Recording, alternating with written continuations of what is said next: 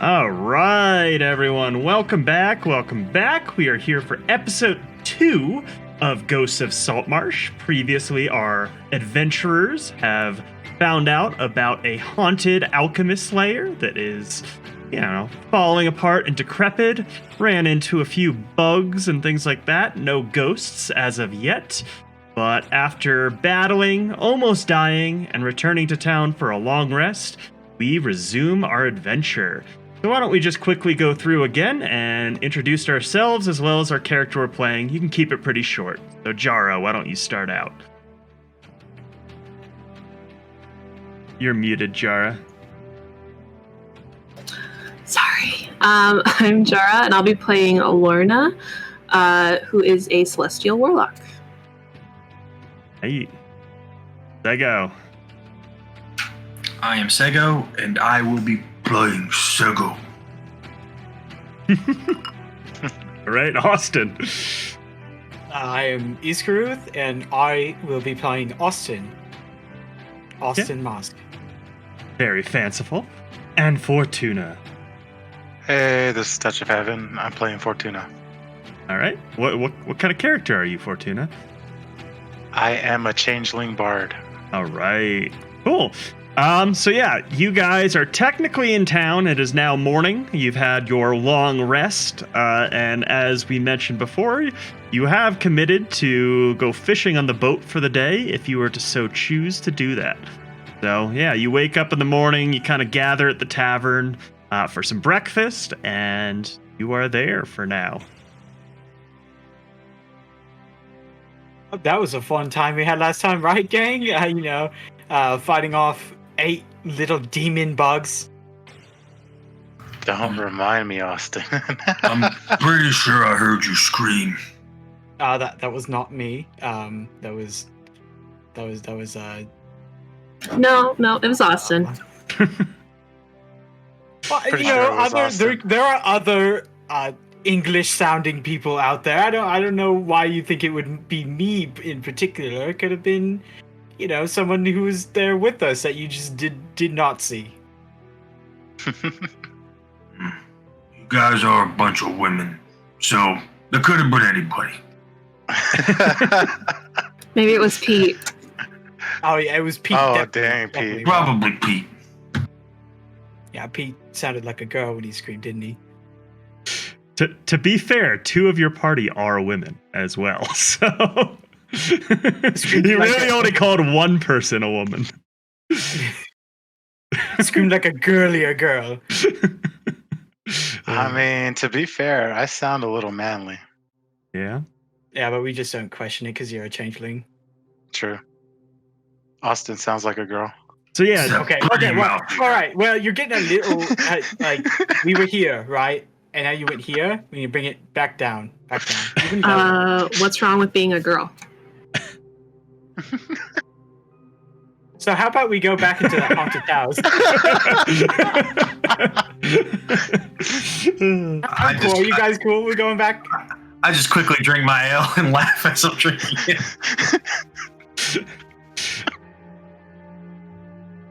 I'm gonna eat, but I'm gonna stare at Austin the whole time. Just give him like a death stare. Like, I'm just gonna stare straight forward and act like she's not staring at me. All right, so you guys get through breakfast. Now the decision you have to make is whether you want to go fishing for the day. Yes. Always go fishing. Always go fishing. All right, let's go. All right, and so yeah, you guys head back down to the docks, meet up with your fishing crew. You spend the day fishing. You make a gold piece each for your troubles, so you can add that in, and you get off of work around 5 p.m. as per usual. On the dot, let's go. That's where we're gonna head to anyway, so we're there. Not gonna give more ale. I thought you packed one for lunch. Did you already drink that? Don't judge me. Okay, we'll get some along the way. All right. Yeah, you guys head back out. The sun is starting to set at this point, as it is a little later in the season. It's probably around fall, so the sun sets between 6 and 7 p.m. So by the time you eat dinner and get your way out to the haunted tavern, it's basically sunset. Things are getting dark. And you come in to the haunted house, which is where we are at on the map. You enter through the main door, as you have done before. And here you are. Hey, did we want to go searching or did we just want to go downstairs like last time? Yeah, let's go ahead and head downstairs because that's where we originally were. Let's try to keep our tracks and, you know? Sounds good to me. And then We haven't- Wait, did you mean like the cellar? Oh, wait, we never went down into the cellar, did we? No, we didn't go to the cellar. No, because we were trying to look for the crystals. Shinies. The shinies, yes. So yeah, I'll share this record with you as well as level 2. Let's change. So yeah, you guys aren't actually there. You would be, if you wanted to go up the stairs, you would be up the stairs here. But yeah, you have explored. Let me include all the party vision here.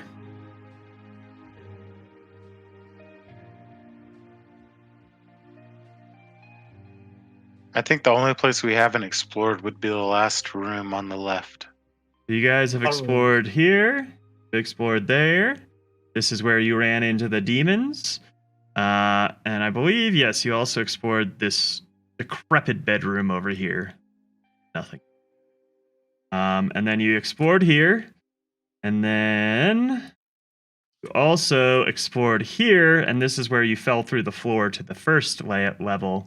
So yeah, there's one more room, it looks like, on the far right. And then you also have the downstairs. Let's see, where else have you explored? You've been in. Move that over for the main level. You have explored in here. This is the pantry with stairs that lead down to the cellar. And I believe you have explored both of these rooms as well. And you explored this room. This is where you fought the last group of spiders. I don't think we went to that gigantic room. Which gigantic? the one you just showed us. That was on the first floor. Where? I'm confused. On the top right. Or Top right. That's outside. Sorry. Yeah. Oh, okay. So yeah, this is outside the house. You guys would have explored it a little bit. This is like a little patio terrace. This you could all see from the outside. Fortuna, how are you teleporting all over the place? Magic. It's a special bard skill. But we never went into this room. Which one? Oh, yeah, you did. That one? Yeah, that's where you No, got the the potion. far left one. We never went in there. Oh, did you not? I don't remember. Yeah, we never went in there. Okay. Nope, immersion ruined. All right. So yeah, we can assume you haven't been in there. You guys want to go in there? I do. If I saw Fortuna walk that way, I will follow her. All right. Well, I already added my false life, extra hit points, so I've already used it up. Okay. He's prepared. Boom. So if you were to open the door, there is a door you can step in a little bit here. But there is a door in the north wall that leads onto a small patio that has paved, cracked, and overrun with weeds. Other than that, there is a pile of refuse in the southeast corner, and the room is bare.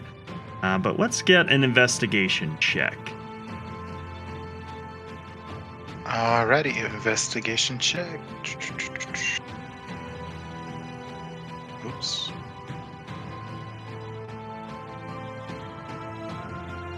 Where's there it is. Oh, it is not working. Hold on, give me a second.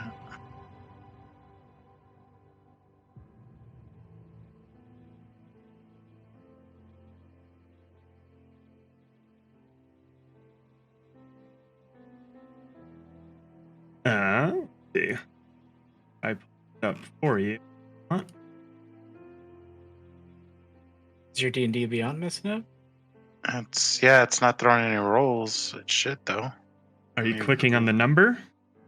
Yeah. Best. Yep. I don't know. It's working for me. Let me hit. I click it. You got an 8. Oh my god. But you can roll with advantage because the rest of your crew is helping, which is also an 8. So yeah, unfortunately, you don't see much in this room. All right, Bard doesn't roll for us anymore. We're gonna keep going through the list until everyone sucks, and then it doesn't matter anymore. I don't know why it's not doing it though. Did we get anything with an 8? Because you No. didn't buy a webcam. Yeah, it's all your It has fault. nothing to do with the webcam. Yep, it has everything to do with it. I think the beta part where that shows the rolls is not active, and I don't know where to turn it on. It should be. Can you see the bottom left where you just have the D20 down there? Can you click on that? There's no D20. Go to collections and go to my dice beta. I think maybe. And it should. Yeah, it says. Oh, I'm not signed in. Oh. That'll do it. All right. Well, anyway, Your roll so didn't yeah, count. you guys see nothing. What else would you like to do while he signs in? Look at all this nothing. Oh, I guess we're gonna get nothing here. We might as well. Is there anything in there, Fortuna? Give me a second. It's looking really hard. You must have found something great. Are you blind? Sometimes. Let me give me some new eyes. I don't think I have any extra ones. Can you see in the dark, Fortuna? I shouldn't be able to. Oh my god. What just happened there? It went all black for me. Yeah, I'm blind now. Same. I think it has something to do with the connection with D&D Beyond.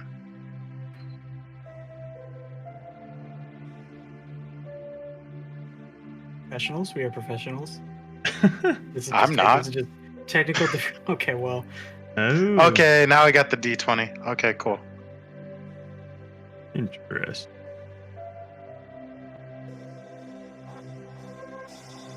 I rolled a 12, so I got an 11. Cool. You still see nothing. Sweet. That's interesting. So yeah. Yeah, I what's- think it has something to do with D&D Beyond. Well, no, I was adding you guys in on a new map. And just yeah. move your character and it should populate.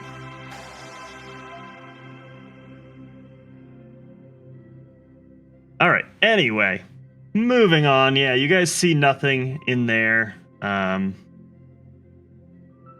you guys are all included in party vision, so you've seen all of this stuff. Boom, boom, boom. Wasn't there a Do you see room all at the that? far end we didn't look at? I think that was upstairs. It's the far right room up there. I'm pretty sure Austin tried to look at it, but he fell through. No, that was his second room. Yeah, you were trying to go and investigate it, and then you fell through the floor. Oh, I think it was just. I mean, we could check out the second room, but there's a third room. Yeah, there's a third room on the far right. See the doorway there that you have not checked out yet.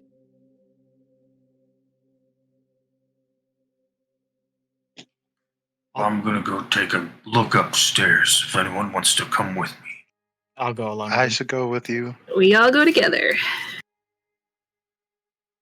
Right, that was my idea. That we should all go together. Yeah, that was totally your idea last time. Split the party. Yeah, you guys Oh, go wait, over no, there. Why are you saying split the party? I know. Why are you saying that? Oh, let's just have partners and go 2 by 2. We'll be fine. All right, ladies. Hey, you keep. I don't have enough ale for this. Calm down. So yeah, as you go to open the door is actually locked. I'm gonna stand back. I would like Sego? to use my thieves' tools. All right. Let's get a Okay. dexterity check with your thieves' tools. Not actually a skill on my bar, so I just do a dex check, I guess. Oh. Hold on 1 second. I just moved my character with my own, and it lit up the room. That's fine. Not a big deal. Plus nat 1 plus 3. So yeah, you basically jam the lock. It just stops moving at all. Seg, I didn't think that's how you open doors. Are you sure you're not the woman here? Because that was very delicate of you. All right. Can we stop using women as a derogatory term? Because this is, I'm But gonna they're kick you weak. off. Weak? That's it, Seg. We're gonna have it out later. I would like to kick the door down now. Let's get I'm a going to strength join you in check. that one, Lorna. Strength check or athletics check? Athletics would be fine. No, this is. I think this is actually strength. Just a raw force of strength.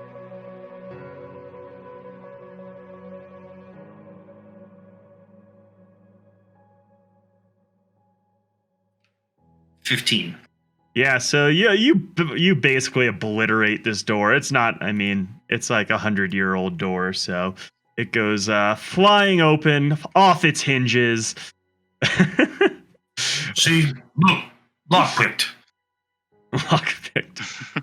I mean, I'd assume that's what you're gonna do to begin with, so that works. I can't argue with the results. We're in. So yeah, as you peer into the room, in the southwest corner of this decayed bedroom lies a man. He looks like he's breathing, but he's bound and gagged, completely naked aside from some scant undergarments that are in no prime condition for sure, and seems to have no weapons or equipment. I'm going to slowly move into the room and follow the wall. I'm gonna follow suit. Okay. Well, just stroll in. Let's see if we can help him. Does he look familiar? Was he No, you at the door? you would not recognize him. Oh my god, it's Pete.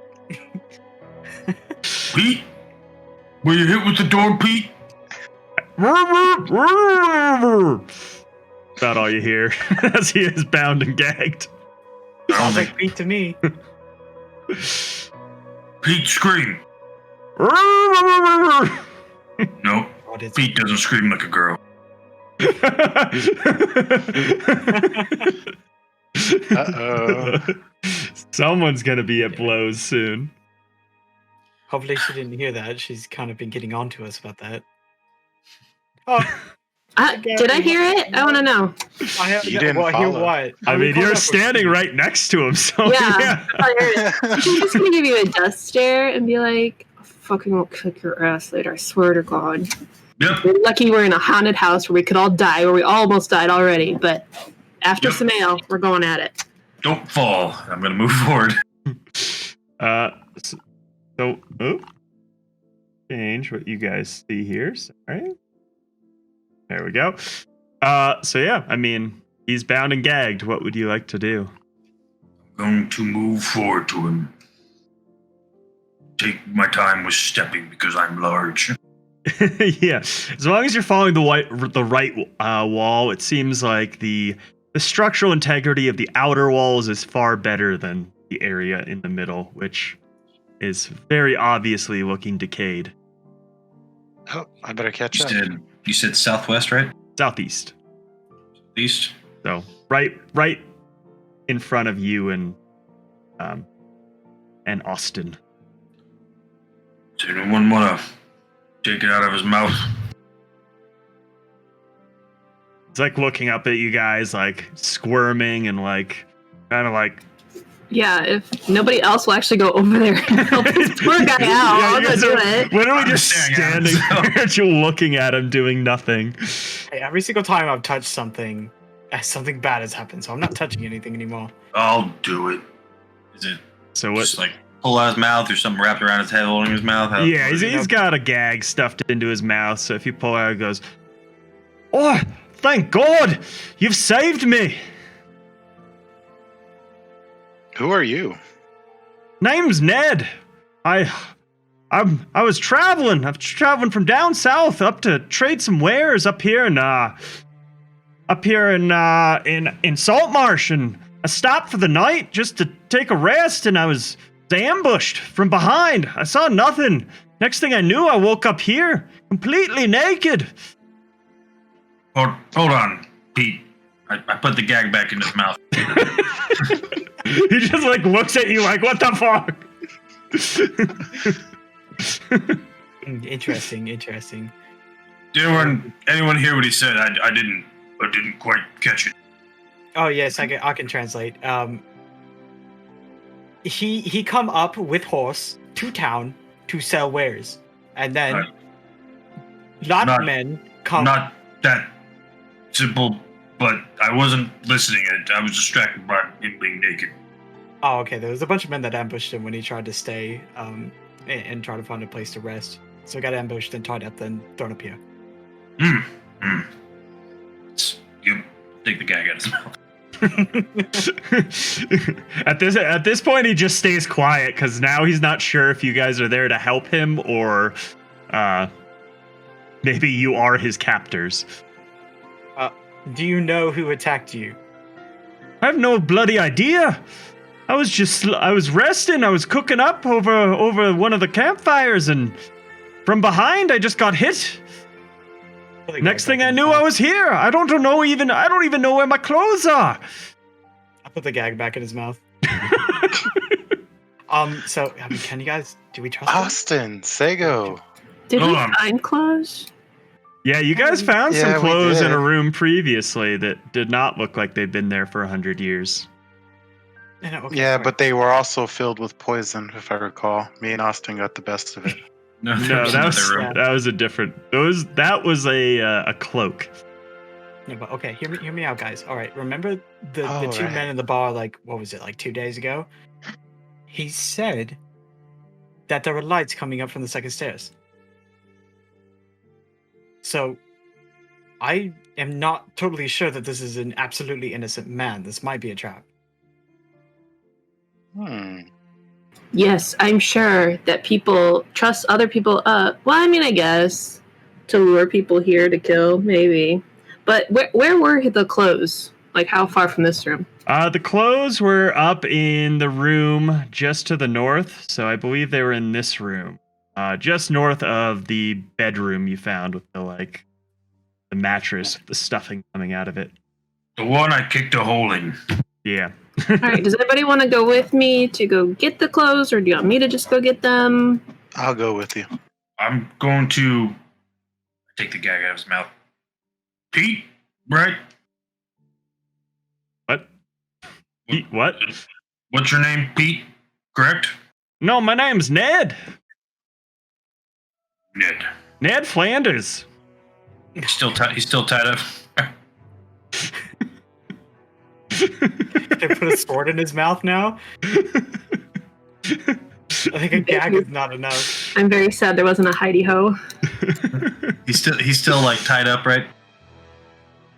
Yeah, he's still tied. You haven't untied him yet, so yes. Let's make sure. Well, he's also What? nude, so I don't want to touch him. I mean, all he's got on is like a dirty loincloth that clearly looks like it's a day or two old. I'm going to I think the door's locked. untie him. Okay. And I'm going to, Ned, I don't know if you can walk, but I'm going to pick you up and take you to where I know there are clothes. Well, I think I can walk. It'll be all right. No, Ned. It's easier, Ned. Just trust me. I mean, I guess if you like carrying a naked man. Look at his. I've done far worse. I heard you next door talking shit on women, and now you want to carry a naked man. I see where you're going. That's all right. We've all made bad choices when we were drunk. You ended up in this house. I'm carrying a naked man, and I'm sober. I've got the clothes.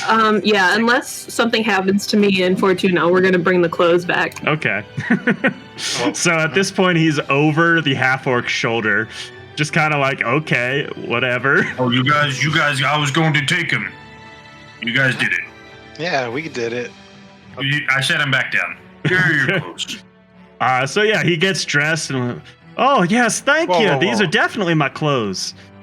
Tie him back up. Why are we tying him back up? I trust Ned, right? Ned. It's Ned. I trust Ned. Didn't we just have a conversation that he might be in league with the dudes? No, it's more of they kidnapped him to act as bait. I got lost. Okay. Yes, yes. Well, and, consider the fact that he was tied up for 2 days straight and he obviously shit himself. I'm telling you right now, that loincloth was not originally brown. Oh my gosh. What if it was brown? Imagery, Austin. Lorna doesn't care. She's lived on a ship with other people. She's like, whatever, it's something.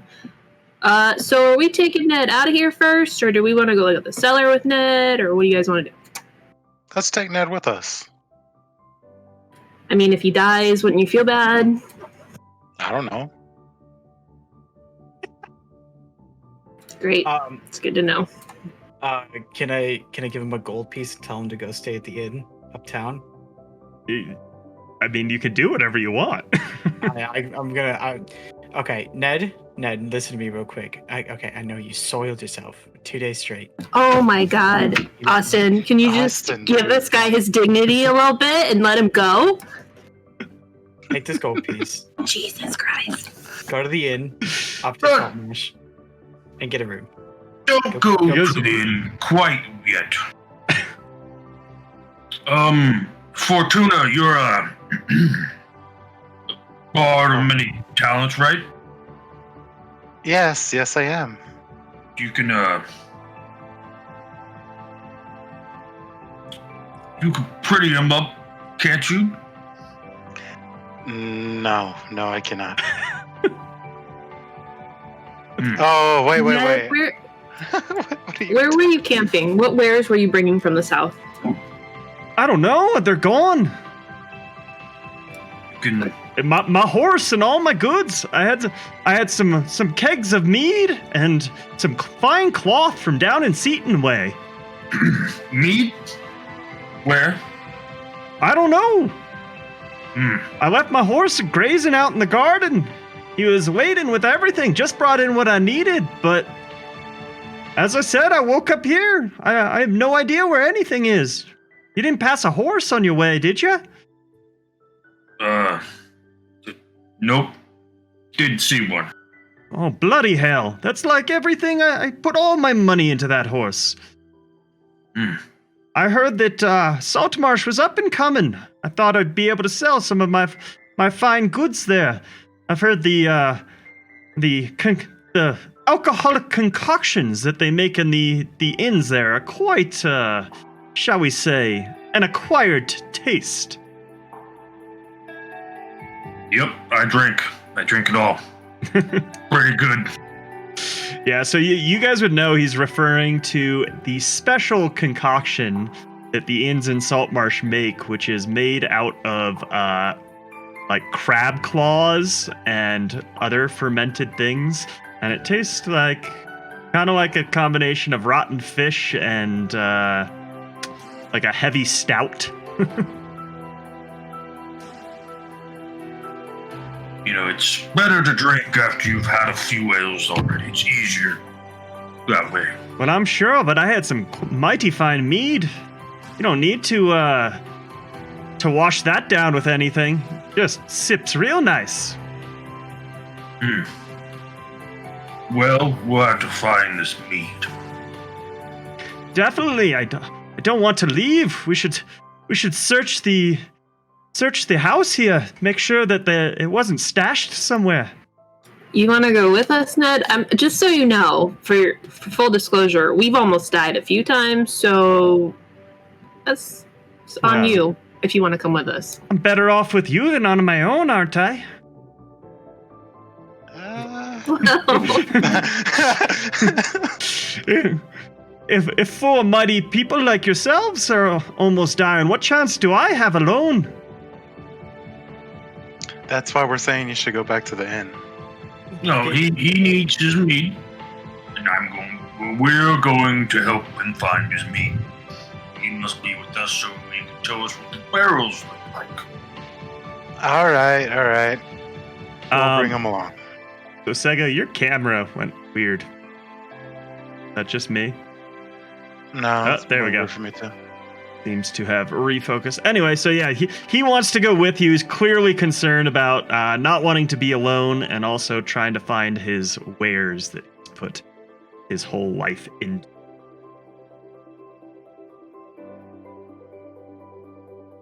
Okay, I guess we got a friend now. Well, I don't remember seeing anything upstairs. Where have we not been here? The cellar. Yeah, the cellar. We haven't gone down yet.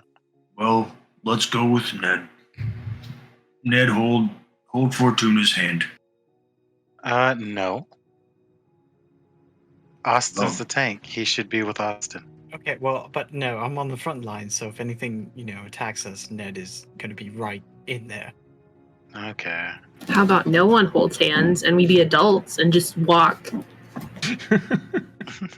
I mean, at this point, with the way that our poor friend Ned here looks, he doesn't look like too much of an adult, more like a very mistaken care of baby. We've all been there. I was gonna say, Austin, I hope we don't ever see you on like your worst day ever, because oh man, I'm gonna give you so much shit. I'm just saying that's how it is. The poor man is downtrodden right now. Alright. Yeah, and I'm sure pointing that out every 2 seconds makes him feel great. I know, right? You gotta let him relax a little. Alright, So, I'm gonna go downstairs. Everyone else. Oop, that's the upstairs. Yeah, my bad. Man. Alright, there's the downstairs map. You guys are back in the main corridor. Ned is kind of just following you guys. Going to go towards the kitchen where we fought those centipedes. Yeah, centipedes. The bodies of the centipedes are still there. At this point, they're like 9 or 10 hours old, probably maybe 12 hours old, and they're starting to look a little rank. But yeah, if you were to open this door, this room is basically the scullery. It's obviously where they did their dishes and things like that, but it displays the effects of damp and decay. More than most, mold grows in patches on the floor and walls and ceiling. A large copper cask, split, discolored, and empty, stands under the window. A small heap of crockery shards on the floor beside it. Stairs lead down into what is presumably the cellar. I guess we'll go down. Austin, do you feel safe being up here? Apparently, I can prestidigitation his dirty body. Prestidigitation can be used to clean Preston, things, I can yes. Preston. Okay, You I'm can a Preston. Preston! That was There you it! go. Preston! So, like, you cast that on him, and, like, his eyes just kind of widen as he just, like, feels like he just took a shower. Ned! Yeah, one of the effects of your prestidigitation cantrip is that you can clean things. Mighty useful when you're out adventuring. Did not know that. Apparently should have noticed. You probably should read your spells. I didn't That's read what that. Austin was telling you to cast on him. Preston! I remember on the cloak. No. Sego, you were telling me to cast it. Have you seen this cloak? I don't want it to be dirty. So, are you guys heading downstairs? Yeah, We let's go. certainly are. So as soon as Esk takes his first step onto the stairs, a hideous scream retches out It seems to be coming from everywhere and nowhere all at once. Your souls feel like torment is rising around them, and then it's preceded by cackling laughter. I'm gonna ready my axe. And can I get wisdom saving throws from all four of you? Oh boy, wisdom, my favorite stat. You are just so wise.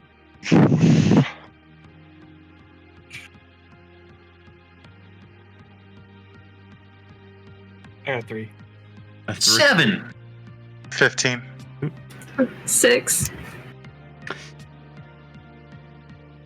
So did anyone roll above a 12? No, right? Yeah, I did. You I got rolled a 15. A 15. So everyone else, you have disadvantage on ability checks for the next hour, and you cannot repeat a saving throw, and you can repeat this saving throw in 15 minutes.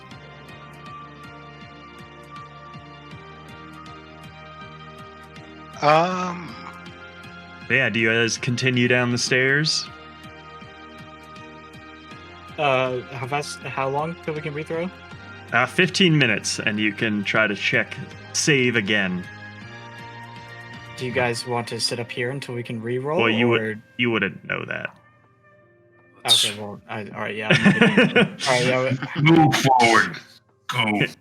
Okay, guess we're moving forward. Can't the train don't stop when it gets started? Am I right? Right.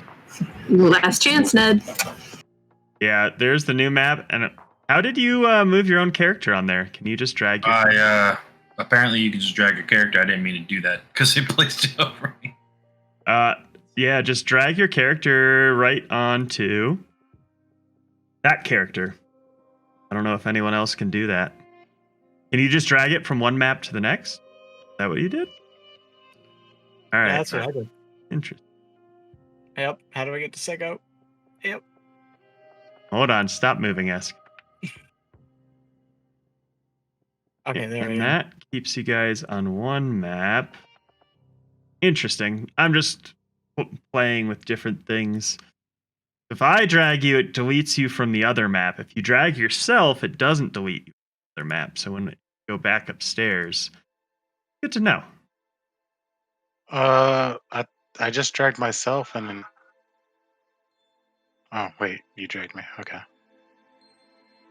Put everyone in the party vision. I wonder if there's a way I can just turn on party vision all around. I don't know. Thanks for bearing with us, guys. I am just learning the ins and outs of this Fantasy Grounds, which has some cool things, but a little nuances as well. Sego always breaks the game. So yeah, as you enter down into the cellar, it very obviously looks like a wine cellar for the most part, but shoulder-height wooden bottle racks line the north and west walls here. There appear to be no intact bottles left in the racks, and shattered bottles cover the floors. Against the east wall, at the foot of the stairs, rests 2 large metal storage bins that also appear empty. In the center of the room lies a human corpse, clad in plate mail.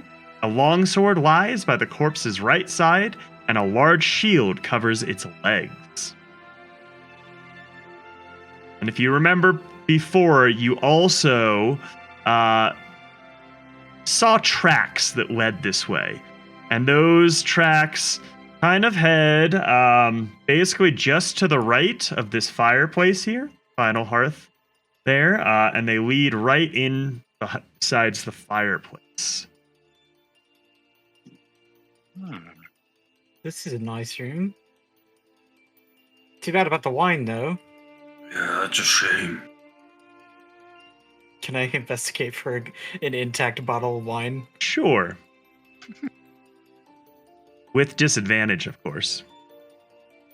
Yeah. Wasting people's time. I get it. I got a 6. Yeah, you're too scared to even look under things or anything like that, so you basically don't see anything other than broken glass. True shame.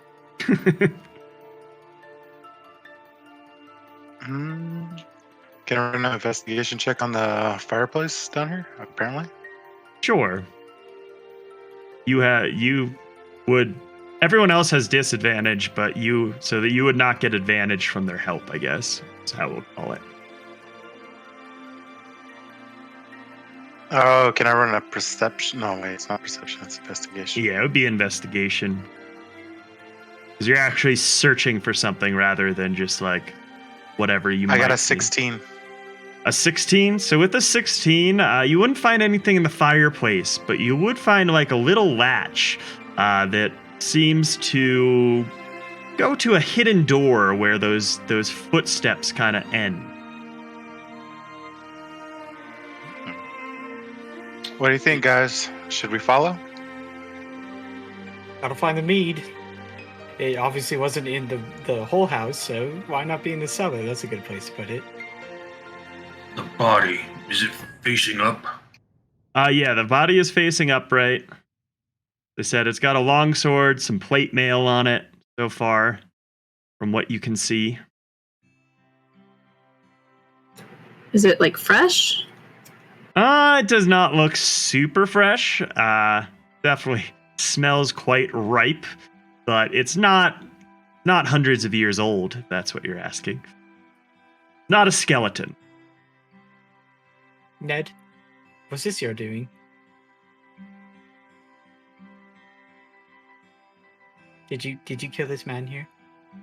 Was it you? Oh, sorry, you're asking Ned. I didn't bloody kill anyone. I was hoping to find my kegs of mead down here. Okay, Ned, you're starting to sound silly. Why would they have your mead down here? Why would they take your goods? Why would they hit me at all? And lock me up in a room and leave me to die? Ned, how are you with the sword? Oh, I mean, I've had to defend my goods from various animals and, shall we call them, less than reputable people along the high roads. Reptiles? No, not reptiles. I don't think I've ever defended against a reptile. No, Sego, he means bandits. I'm Seg- aware. Sega, we live in a marsh. There'd be the only reptiles we get are crocodiles. Yeah, you should pick that sword up. Okay. He walks over, picks up the sword, and also grabs the shield from the what is it? That's at his knees. And at this point, we will roll initiative. Did we not learn? As Don't from within the bloated corpse this time come two swarms of rot grubs. And Ned, upon reaching down, picking up the shield, and seeing the rot grubs start swarming out of the body, drops the shield and retreats up the stairs a little ways. Well, now that we know he's a wuss. Yeah, it's kind of like, oh god! Do we get... Oh, okay. No. Had Our enough of this initiative's shit! still fine, right? So, yeah, let me roll initiative real quick.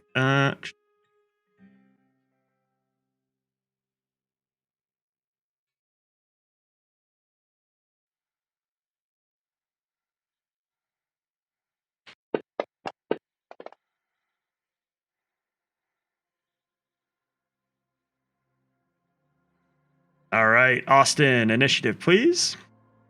17. Sego. 1 second. Lorna. 9. Fortuna. 11. And Sego. 21. All right. So yeah,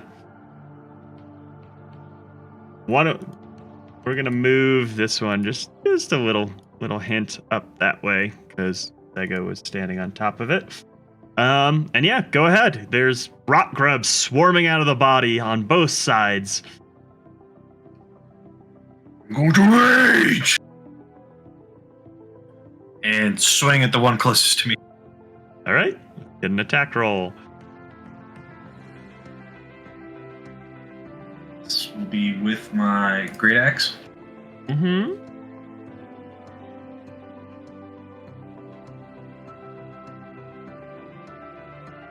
Would this be at disadvantage? No. It was on ability checks. It's the frightening.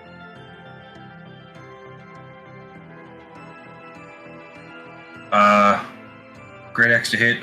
21. All right, 21 will hit.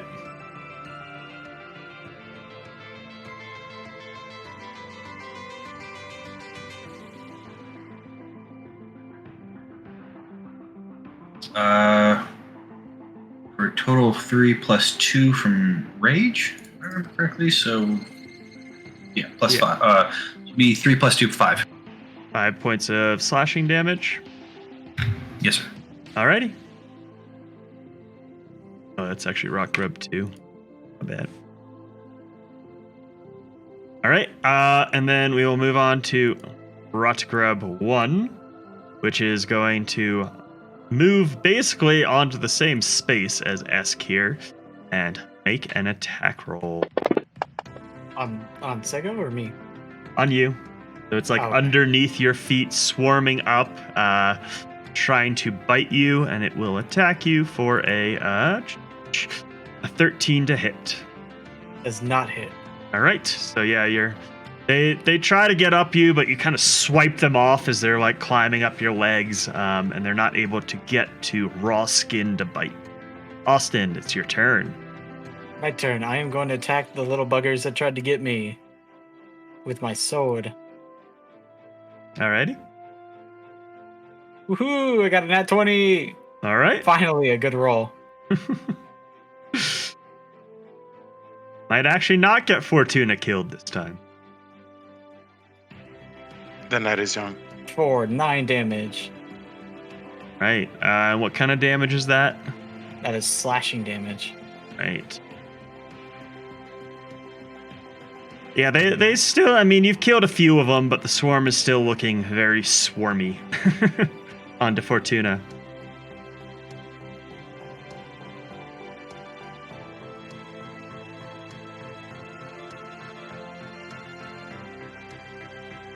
Fortuna. Sorry about that. Let me try some. I want to give a bardic inspiration to Sego. Okay. Sego, you have I believe it's a D6 to add to your dice roll? Or is it? I think Yeah, actually, it's a D6. yeah.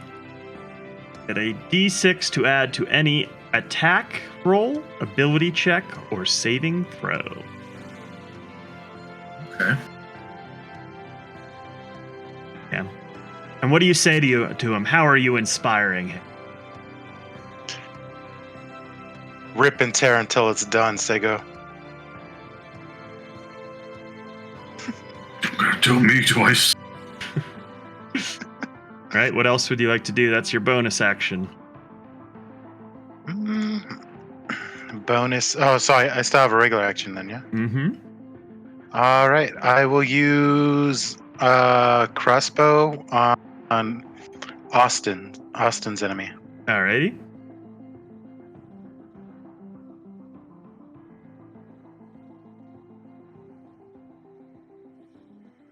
And I hit a 16. 16 will hit. Okay.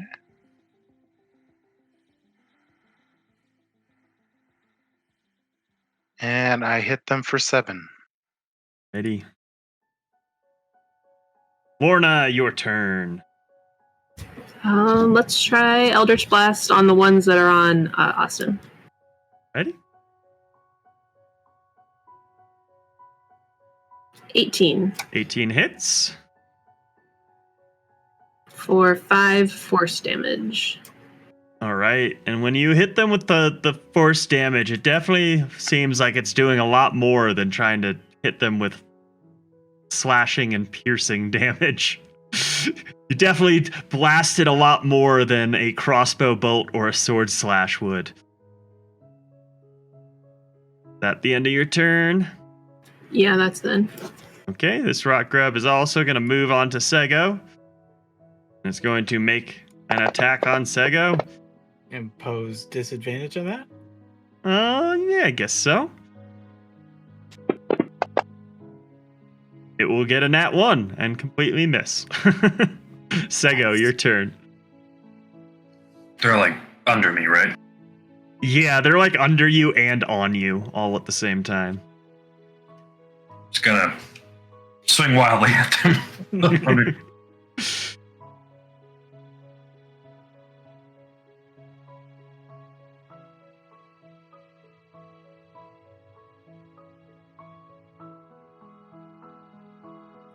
That's 21 again. 21 hits.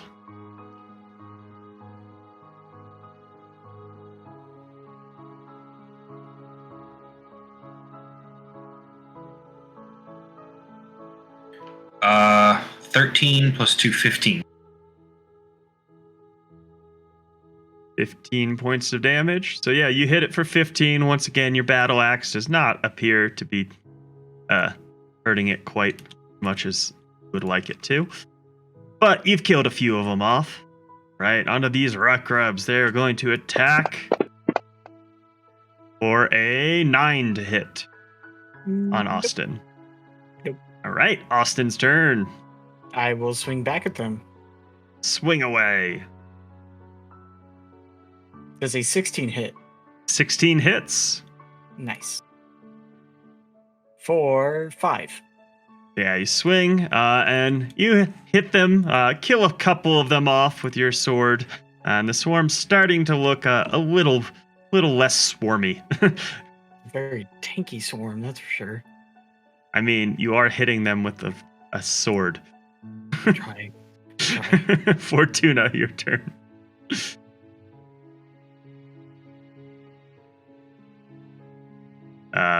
Touch? Hold there? on one second.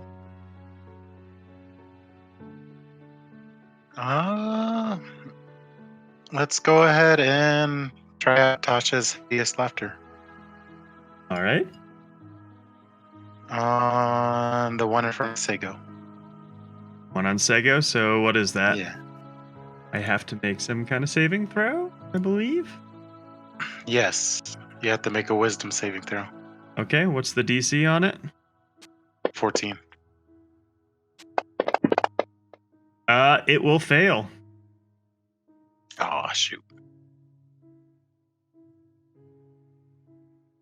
Well, no, I mean, it fails the saving throw, but then also it is not a creature with an intelligence score of 4 or higher, so nothing happens to it. Oh, I thought they were smart. Oh, well, shit.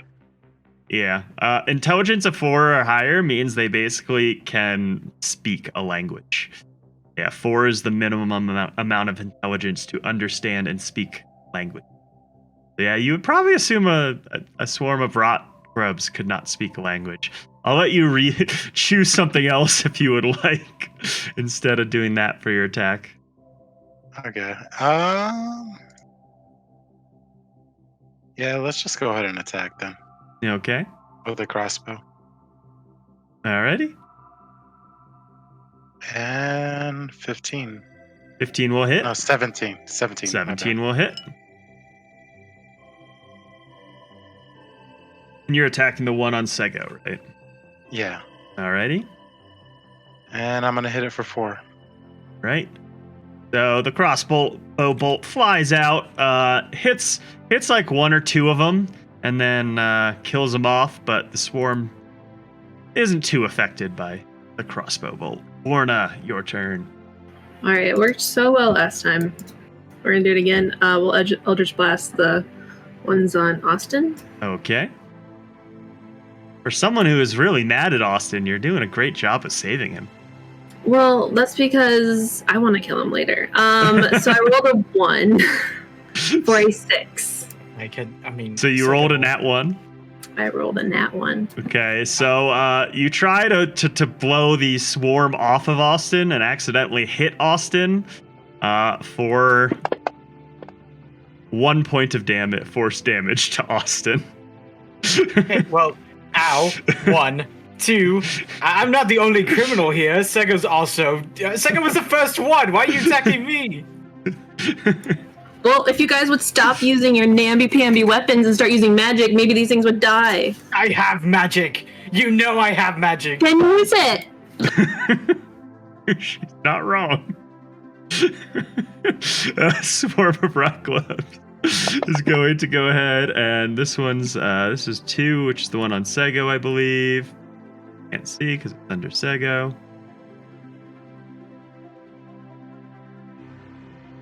Yeah, 2 is under Sego. Which will roll a 19 to hit. That will hit. Disadvantage. All right.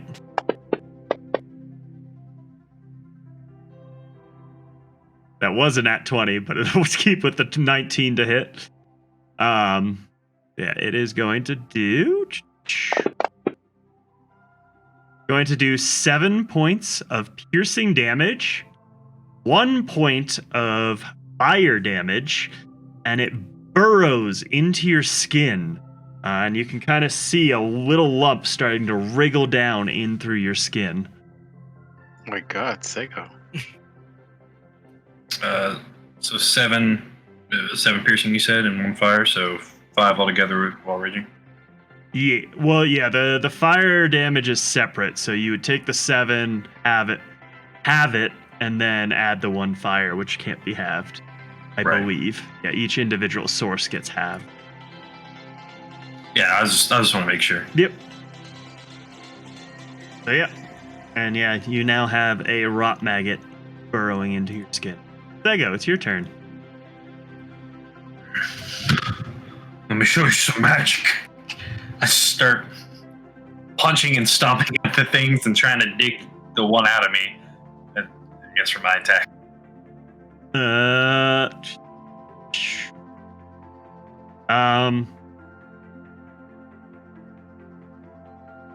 Sorry, I'm just reading up on everything it does. Okay, so yeah, I mean, you can try to punch it. Let's get an attack roll.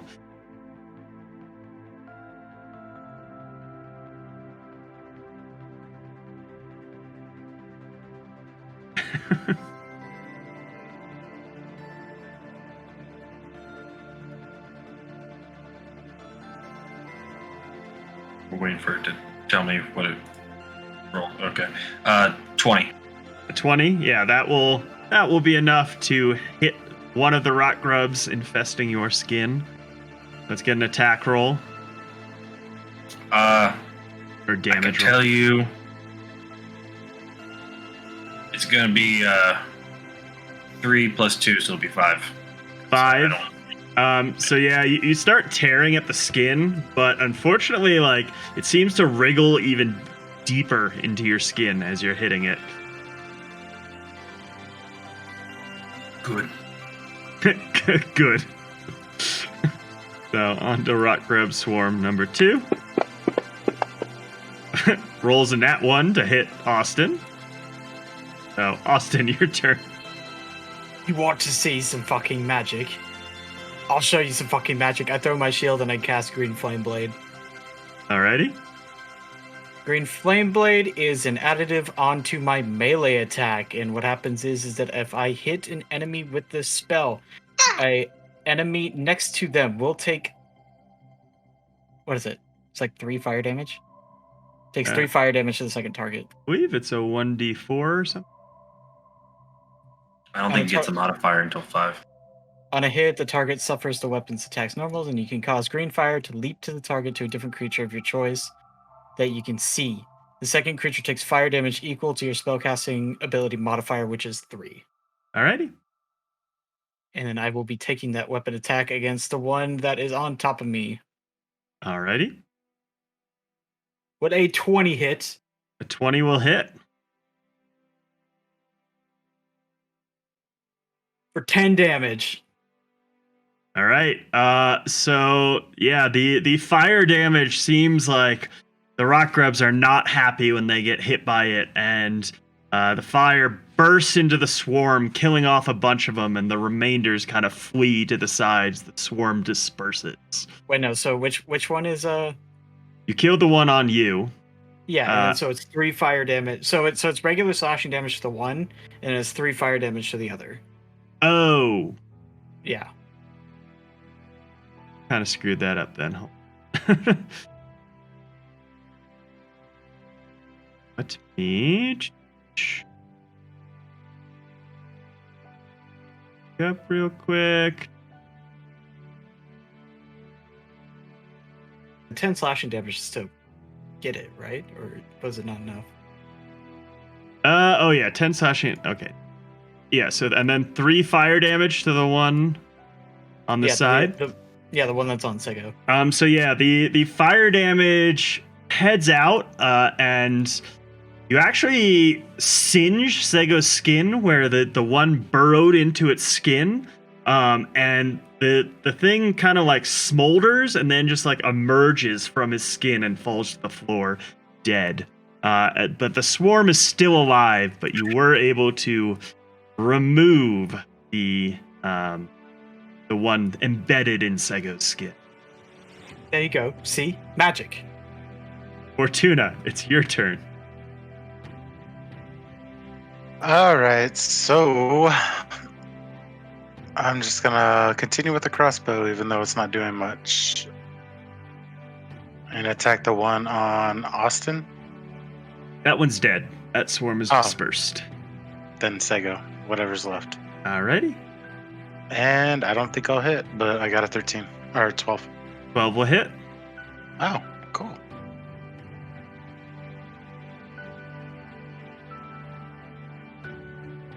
And I got 5. All right, so yeah, you kill off a couple more. They're looking awful damaged. Not as much of a swarm as it is a few meandering rot grubs. On to Lorna. When he's going on and on about his green sword, she just rolls her eyes, and she's gonna cast Eldritch Blast again at the one on Sego. Alrighty. 16. 16 will hit. And you blast it. There's no way you don't. And the remaining bugs trying to climb up Sego go flying off of him, splatter against the walls, and the swarm is dead. Nice. Good job, guys. And then Ned kind of comes back down the stairs, goes, "Well, that was bloody terrifying. I can't believe you killed those bugs. There are so many of them." I mean, did you think we were kidding when we told you we almost died a bunch? Well, I don't know. I didn't run into anything here other than the people that knocked me out. Good job, Ned. You did good. What does your meat look like again? Well, it's not down here. I think we should get out of here, don't you think? It would be much safer. Let's get back to town. This place isn't worth dealing with. I'm over it. You can go ahead and head back if you want to. I can't go alone. I'm too afraid. scream. What if there's more bugs? Or the people who kidnapped me come back? We should all leave. Let's go back to town. Never come back to this place. This is a forsaken place. There's nothing here for any of us. I'm gonna poke the hole in my arm. Can I insight check him? Sure. Oh, do I still have disadvantage? Yep.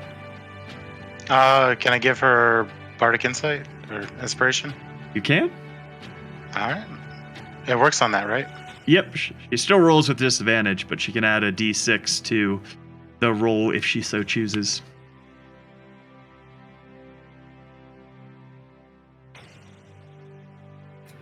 $12 total. So yeah, I mean, sorry, 14. He just seems like a terrified merchant.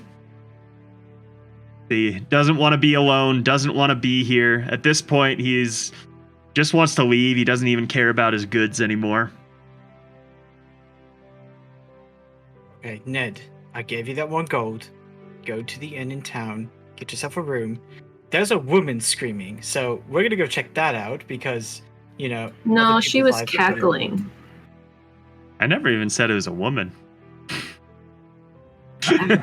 Somebody's captured and weak and Of course, it's a woman. This was a blood-curdling scream that made you terrified for your life. This is... Yeah, Lorna. Austin, you're not going to be safe after this. I'm Wow. more worried about getting myself killed at this point. While I'm still raging, the body in the middle of the room, can I just, like, try to rip parts off to try and get the armor off? When you My said God. rip parts off, I thought you were ripping the corpse apart, like literally pulling limbs off. I mean, if that works better, yes. But now, Rip and yeah. tear until it is done. So yeah, if you were to go up, this is what you would find. How do I? Boom. There you go. So you find a light explorer's pack. So it's an explorer's pack, missing everything, except it's missing the rations and water that would typically be there. Standard longsword, some standard plate mail. The plate mail itself is pretty beat up and battered, but you could probably still use it if you wanted to. Wouldn't be worth a huge amount at a store unless you had it repaired somehow. However, it does look like it's beat up from bludgeoning damage. It seems like a whole bunch of clubs or those would have like smacked it, and that's potentially his means of death. And finally, you find a metal shield. Yeah, it's a fairly nice looking shield. It's got a nice little crest emblazoned on it. But yeah, your standard shield. But yeah, the longsword and shield are in good condition. The plate armor is kind of pretty much beat up.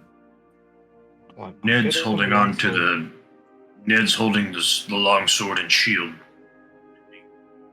Well, Ned, yeah, I guess Ned has the longsword. He dropped the shield.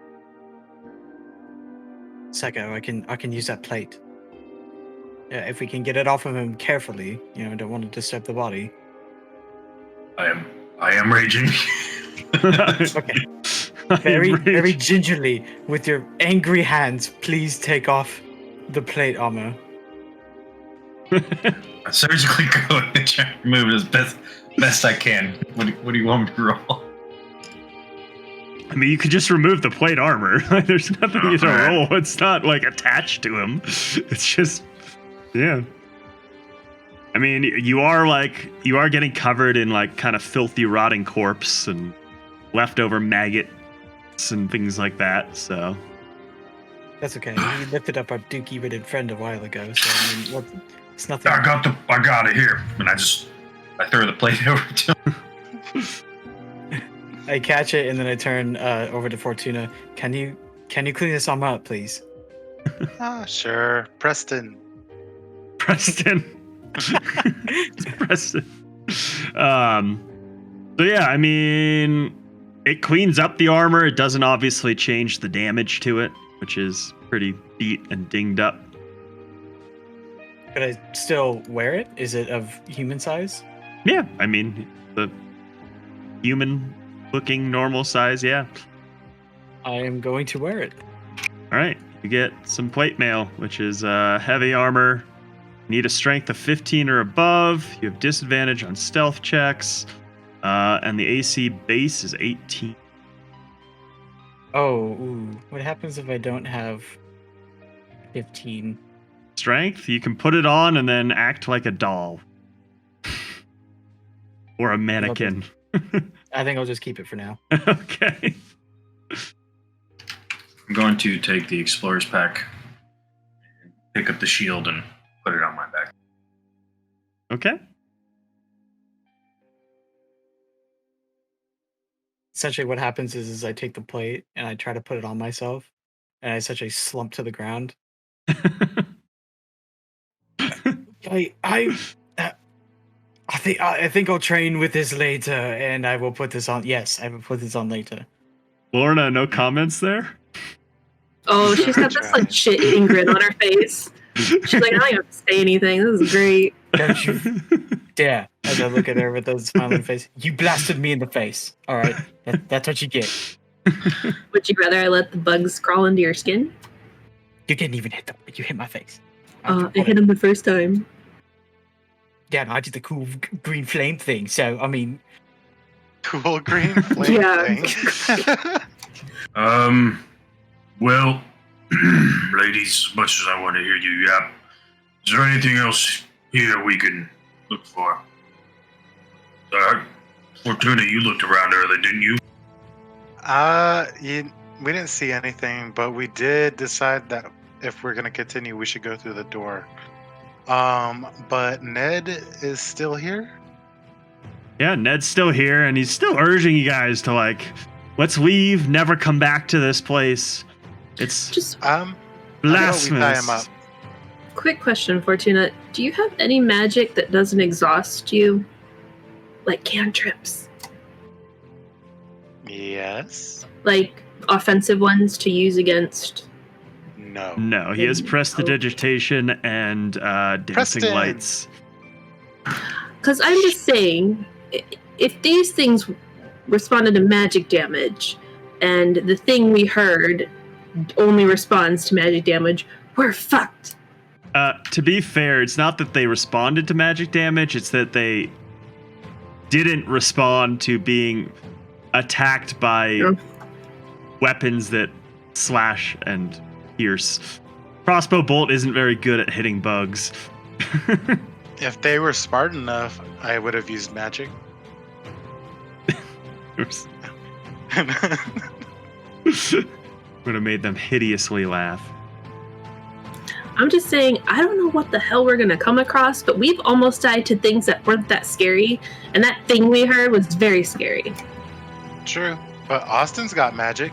He's got green flames. Oh my gosh, green I do flames, that's so have cool. It was pretty good. Pretty good. I got poison spray. I slammed poison spray against the wall. I got my green flames. I'm all geared up. We can go. Oh, I also have magic. Green flames. And I kind of punch Austin in the arm. Nice magic, Sego. Good enough. It's definitely a wall mage. Ned, if we get you to the front door of this place, could you make it back? Could you make it to Saltmarsh? I don't think so. I don't think that would be a great idea. I think we should all leave here together. Let's go Yeah. back. I'll send for some coin and I'll pay for your lodging and a fine meal if you come back with me. What the meat? That's a little generous. Well, I mean, you did save me. You untied me. I don't want to be left alone again. Yeah, see, I wouldn't mind if we went down, because we kind of signed up for this, but if Ned goes down, I'd kind of feel like a dick. I feel like we should tie him up. No, that's not what I'm saying. No. Lana, I know what you're saying, but this is what I'm saying. Is there more to that plan? Are you saying that Tie aloud, him up, or- leave him outside, and get him when we're done. And if something captures him again while he's tied up, defenseless, outside? Oh. Who would attack a poor defenseless man? That's just... No one would do that. They've already done it once. Technically, Don't leave me alone again. You're my saviors. We must leave this place. It's forsaken. I'm gonna go up to Ned and I'm gonna look him dead in his eyes, bare hood and all, get real low to him. Ned, I won't let anything happen to you or you me. Stay with us. You're gonna be fine. And I don't want to leave you, but I also... Goodness, we should just leave here. This place is... Did you hear that scream before? It's unholy. Can I do a persuasion check? Persuasion? For Yeah, what? can I persuade him to go back to the inn alone? Yeah, you can try.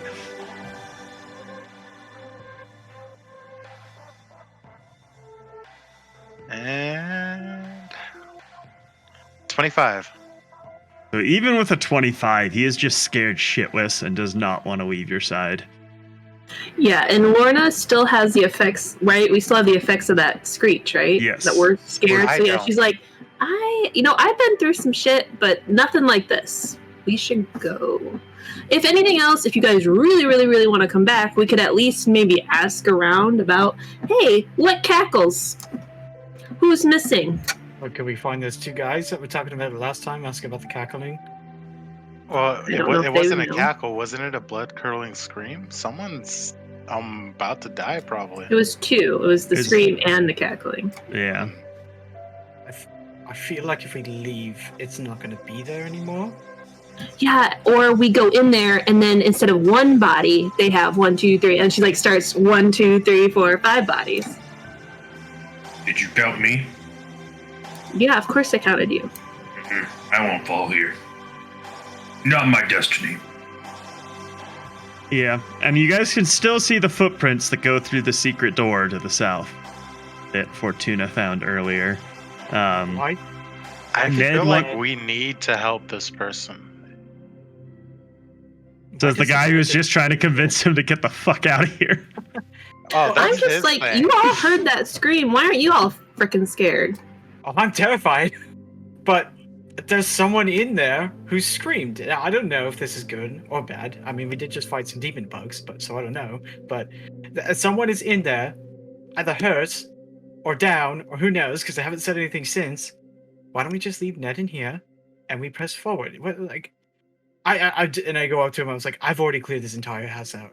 I've literally attacked every single damn bug in this place. Just stay in the cellar and we'll come back. Or it could be another bait thing. Yeah, he Could somebody mimic that sound? He is not content with staying in the cellar. He's like, well, if you're gonna go further, I'll come with you, but I still think we should leave. This place is bloody condemned. Not even worth it. What could we even find here that's worth anything? Mead. Screaming woman. That's not worth or your man. life. It's not worth my life. Ned, you don't know Sago.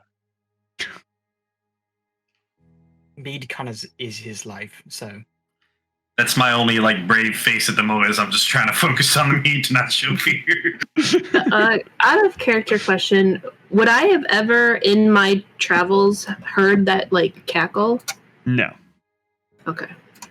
It is something very unholy and, you know, what? Yeah, I mean, you guys think this is a haunted place, and it very well could be.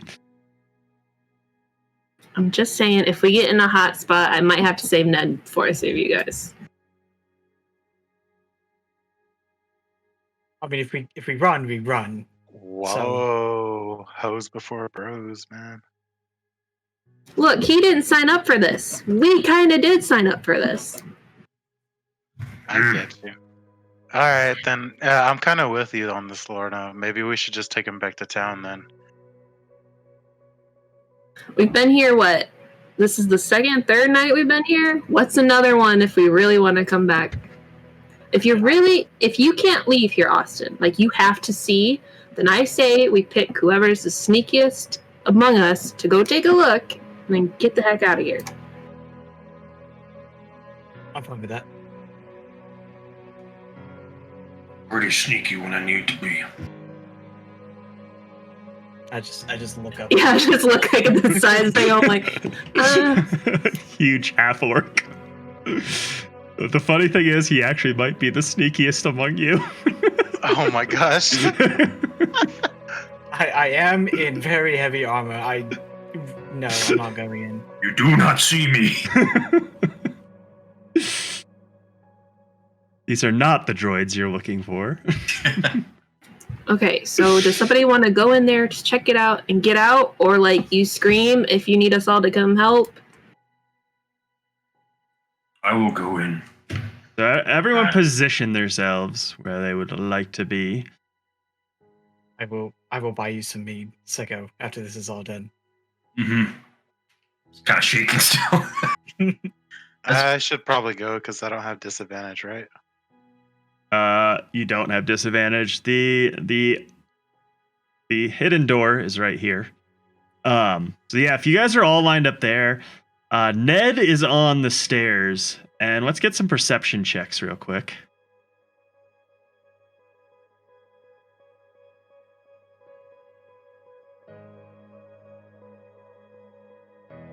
Disadvantage, right? Yep. Everybody but Fortuna. 21. Rolled the same thing twice. Ooh. 17. 8.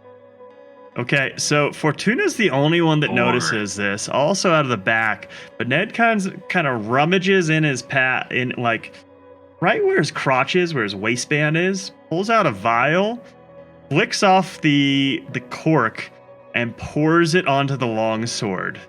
And we will roll initiative now. Knew it. Freaking did an insight check and everything. Yeah, your insight check wasn't overly great though.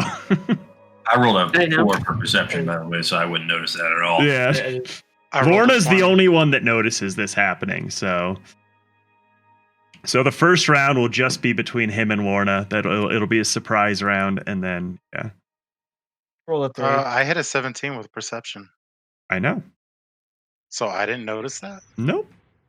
You're all the way up front, and it's dark down here, and you didn't actually make it obvious. You're focused on what Sego's about to pull the lever and open the door. Oh, sneaky.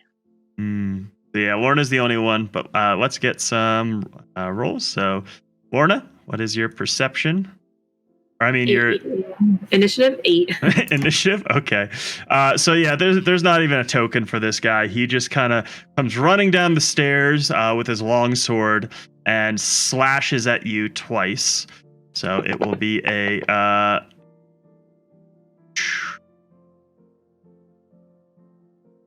Hey, what level is this guy? They can slash twice.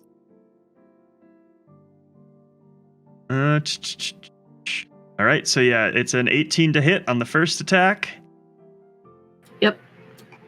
The second attack is a 21 to hit. Yeah, those will hit. All right. He will do 12 points of damage, and I need a Constitution saving throw. I'm down. Oh, okay. I don't know how poison affects someone who's down. I'm still going to take a Constitution saving throw from you, and Okay. if you fail it, you will take a death throw. As that said. Okay. Yes, the vial he poured on was I rolled a obviously 6. poison. So yeah, you fail the DC 10 Constitution saving throw, and you will take 1 death throw. And yeah, now we are on Alright. to. Let's get a initiative roll from our Austin.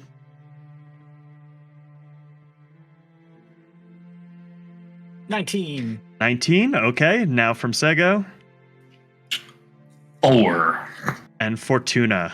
Sego's just 20. oblivious at this point still. So yeah, 20. you guys will each have a chance to attack now. Alrighty. Let's cast Dissonant Whispers on him. Alrighty. So, I can add this map quick. Let's go ahead. That. No, I add him to. Sorry. Do that. Add him the combat tracker, right? That Adam. There we go. There he is. Does that show him? No.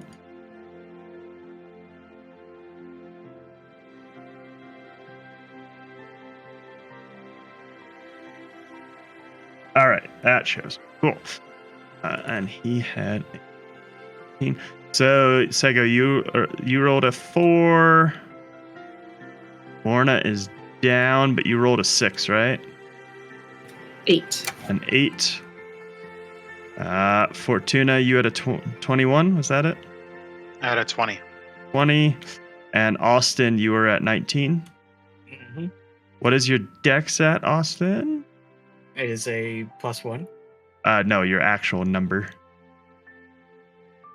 Is that Oh, it's a 14. Okay, so Ned goes first. So sorry. Fortuna, it is your turn. Yeah, I cast Dissonant Whispers on him. Okay, so sorry. So he has a wisdom of 11 saving throw. Okay. He gets affected. It's 14. All right. So, what does it do then? Dissonant whispers.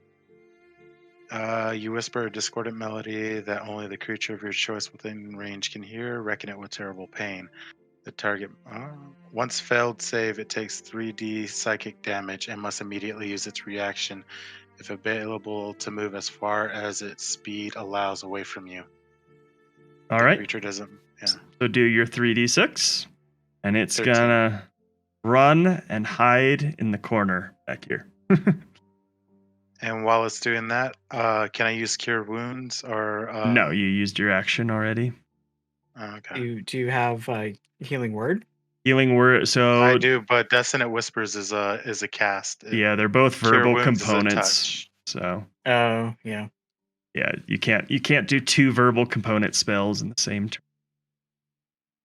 But yeah, so how much damage did you say it did?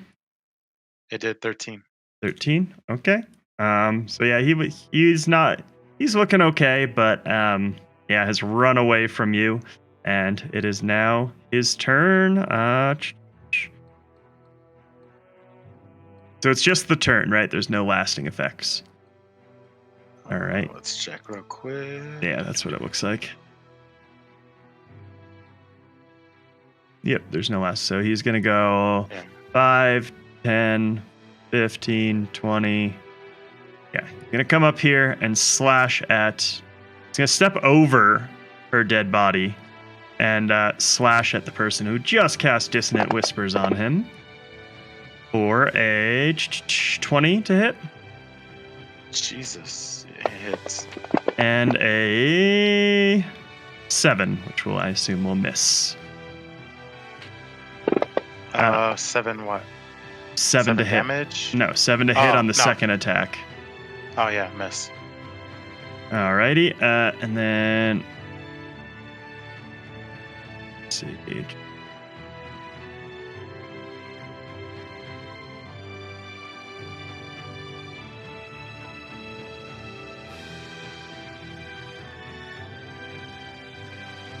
Just looking at a couple things.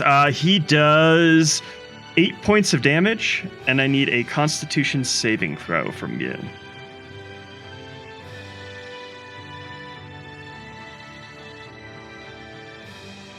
Oh my god. 7. 7 fails. Mm-hmm. Oh, that's a lot of d4s. You take 10 points of poison damage. That's a lot of d4s. I'm done. You're down 2? Shit. Well, Austin, it's your turn. I'm freaking out. That's what I'm doing.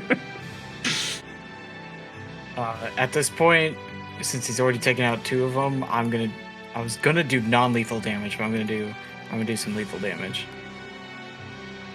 Yeah. Austin also just decided not to save Fortuna with his shield attack.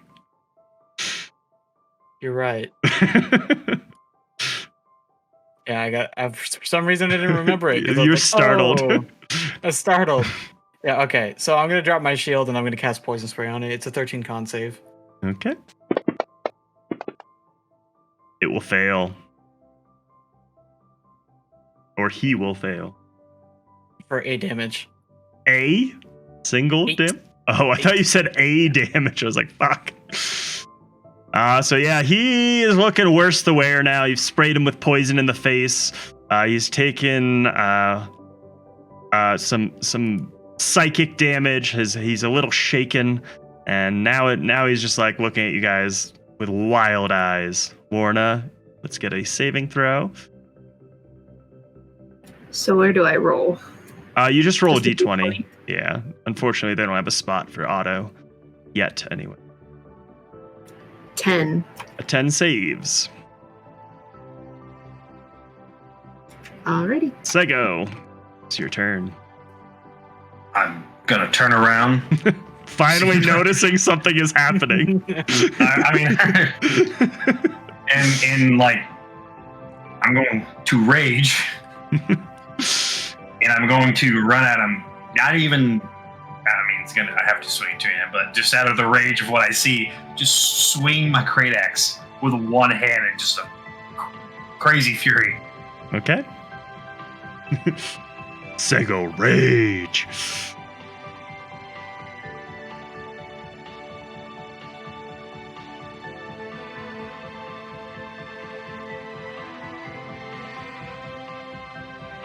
$16 to hit.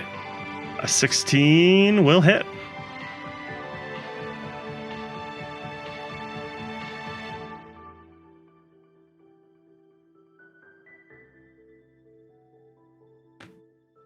I will do 14 altogether.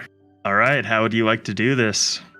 I want to cleave him straight in half. And if it doesn't go through, I will just stomp on the handle of the axe to make it go through. Yeah.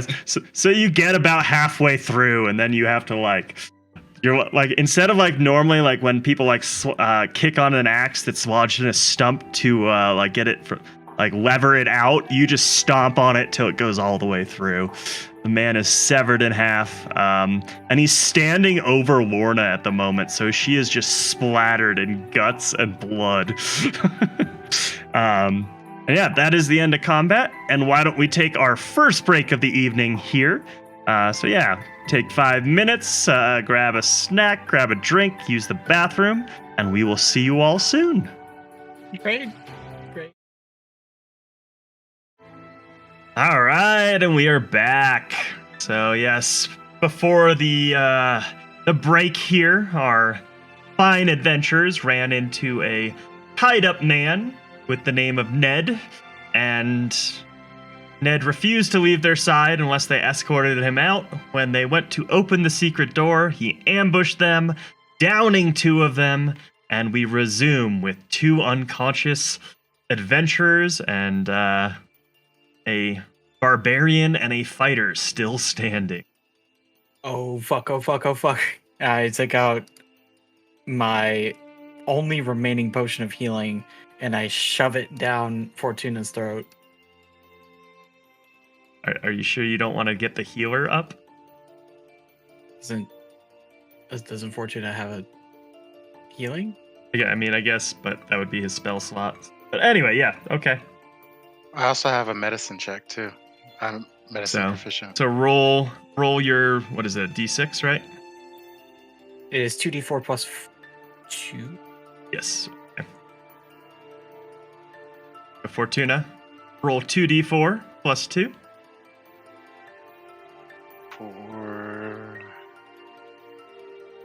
2d4 plus 2. While he's doing that, I'm trying to wipe blood away and help Lauren out as best I can. Okay. Can I do a medicine check, I guess? Sure. Do I roll 2 d4s and then a 20? You roll 2 d4s and then add 2 to it. That's how much healing you get back. Oh, okay. 2. 2? A 2? That's all I got. So I got 8. 8. Okay, so you heal for 8. You wake up from unconsciousness, and Lorna is definitely not stabilized. She is still bleeding out. You can kind of see like this blackish poison, that's like emanating into her through her wound. Let me run a medicine. Did you not have a spell slot for healing? I do. Probably want to Which one use should I that run? then. Yeah, you should probably just heal. Okay, healing word or cure wounds. Healing automatically gets them up. A medicine check allows you to stabilize them, which means they don't die, but they don't regain any health until 1d4 hours later. So I roll a d4 and they gain 1 health anywhere from 1 to 4 hours later. Okay, I'll cast cure wounds then. All right. And they'll be healed for 11. All right. Lorna, you get 11 points of healing and you are awake, back from consciousness. As much as Sego has tried to clear the blood and guts of this poor Ned guy that's been halved on top of you, you wake up in just this pile of blood and guts and everything like that. Is this like Carrie Bad? What do you mean, Carrie Bad? The movie? The horror movie? Oh, I don't know it. No. Sorry. Let me down. It's I think it's carry bad, by the way. So it's just like, so I basically feel like a sticky mess at this point. Yes. Yep. I got you. Lorna. And you know the last Preston! thing everyone does before they die, right? They shit their pants. So. Please tell me I did, just for the. well, he did on top of you. No.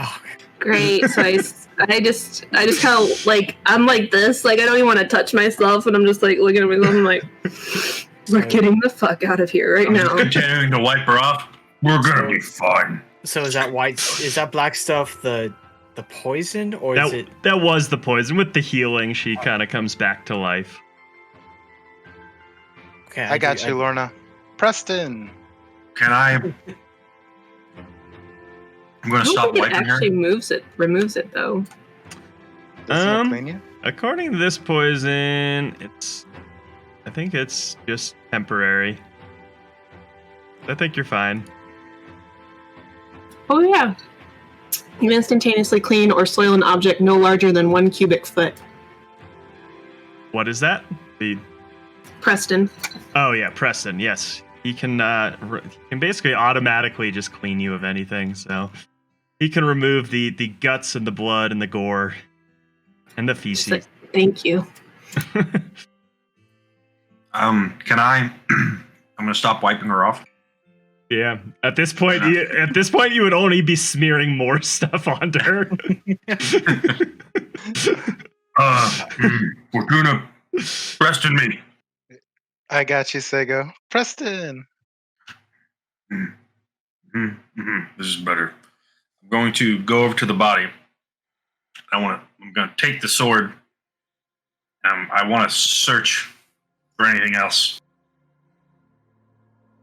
Just for anything on him that he could have had. I mean, yeah, he doesn't have anything. I mean, you saw him naked. The only thing he was hiding was the poison. Okay. So can we actually talk about what just happened right now?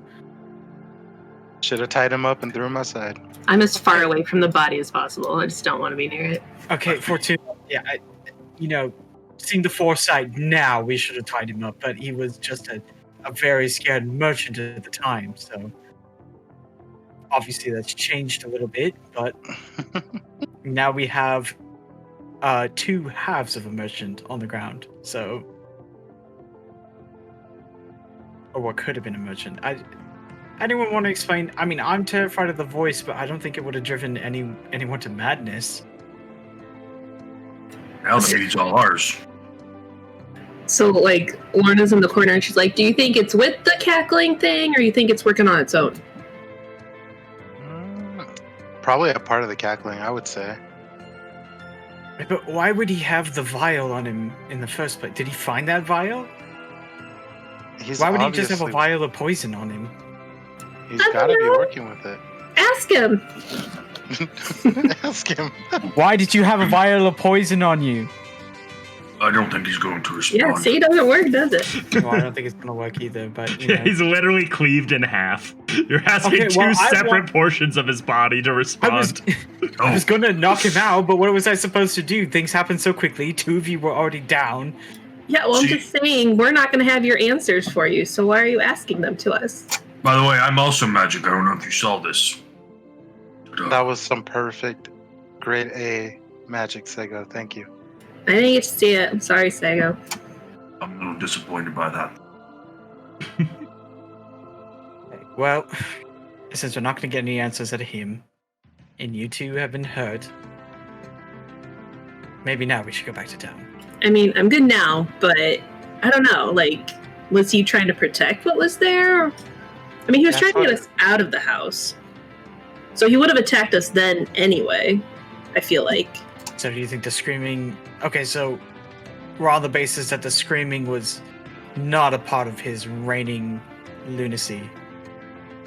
I honestly don't know. But now, Fortuna is down in magic. I don't know how Sego's doing on his magic. My brain hurts. His brain hurts. Yeah, we should probably take a rest for the night and then come back tomorrow. There's nothing we can do. He achieved what he was trying to do in the first place. I mean, did he? I mean, it's not like he. Well, I guess he went after me first, but I don't know if that was like because I was the closest or. There's nothing else on him. There's no notes or papers or anything. Nope. As I said, you guys saw him in basically his birthday suit. Any tattoos? Nope. Nothing that stands out.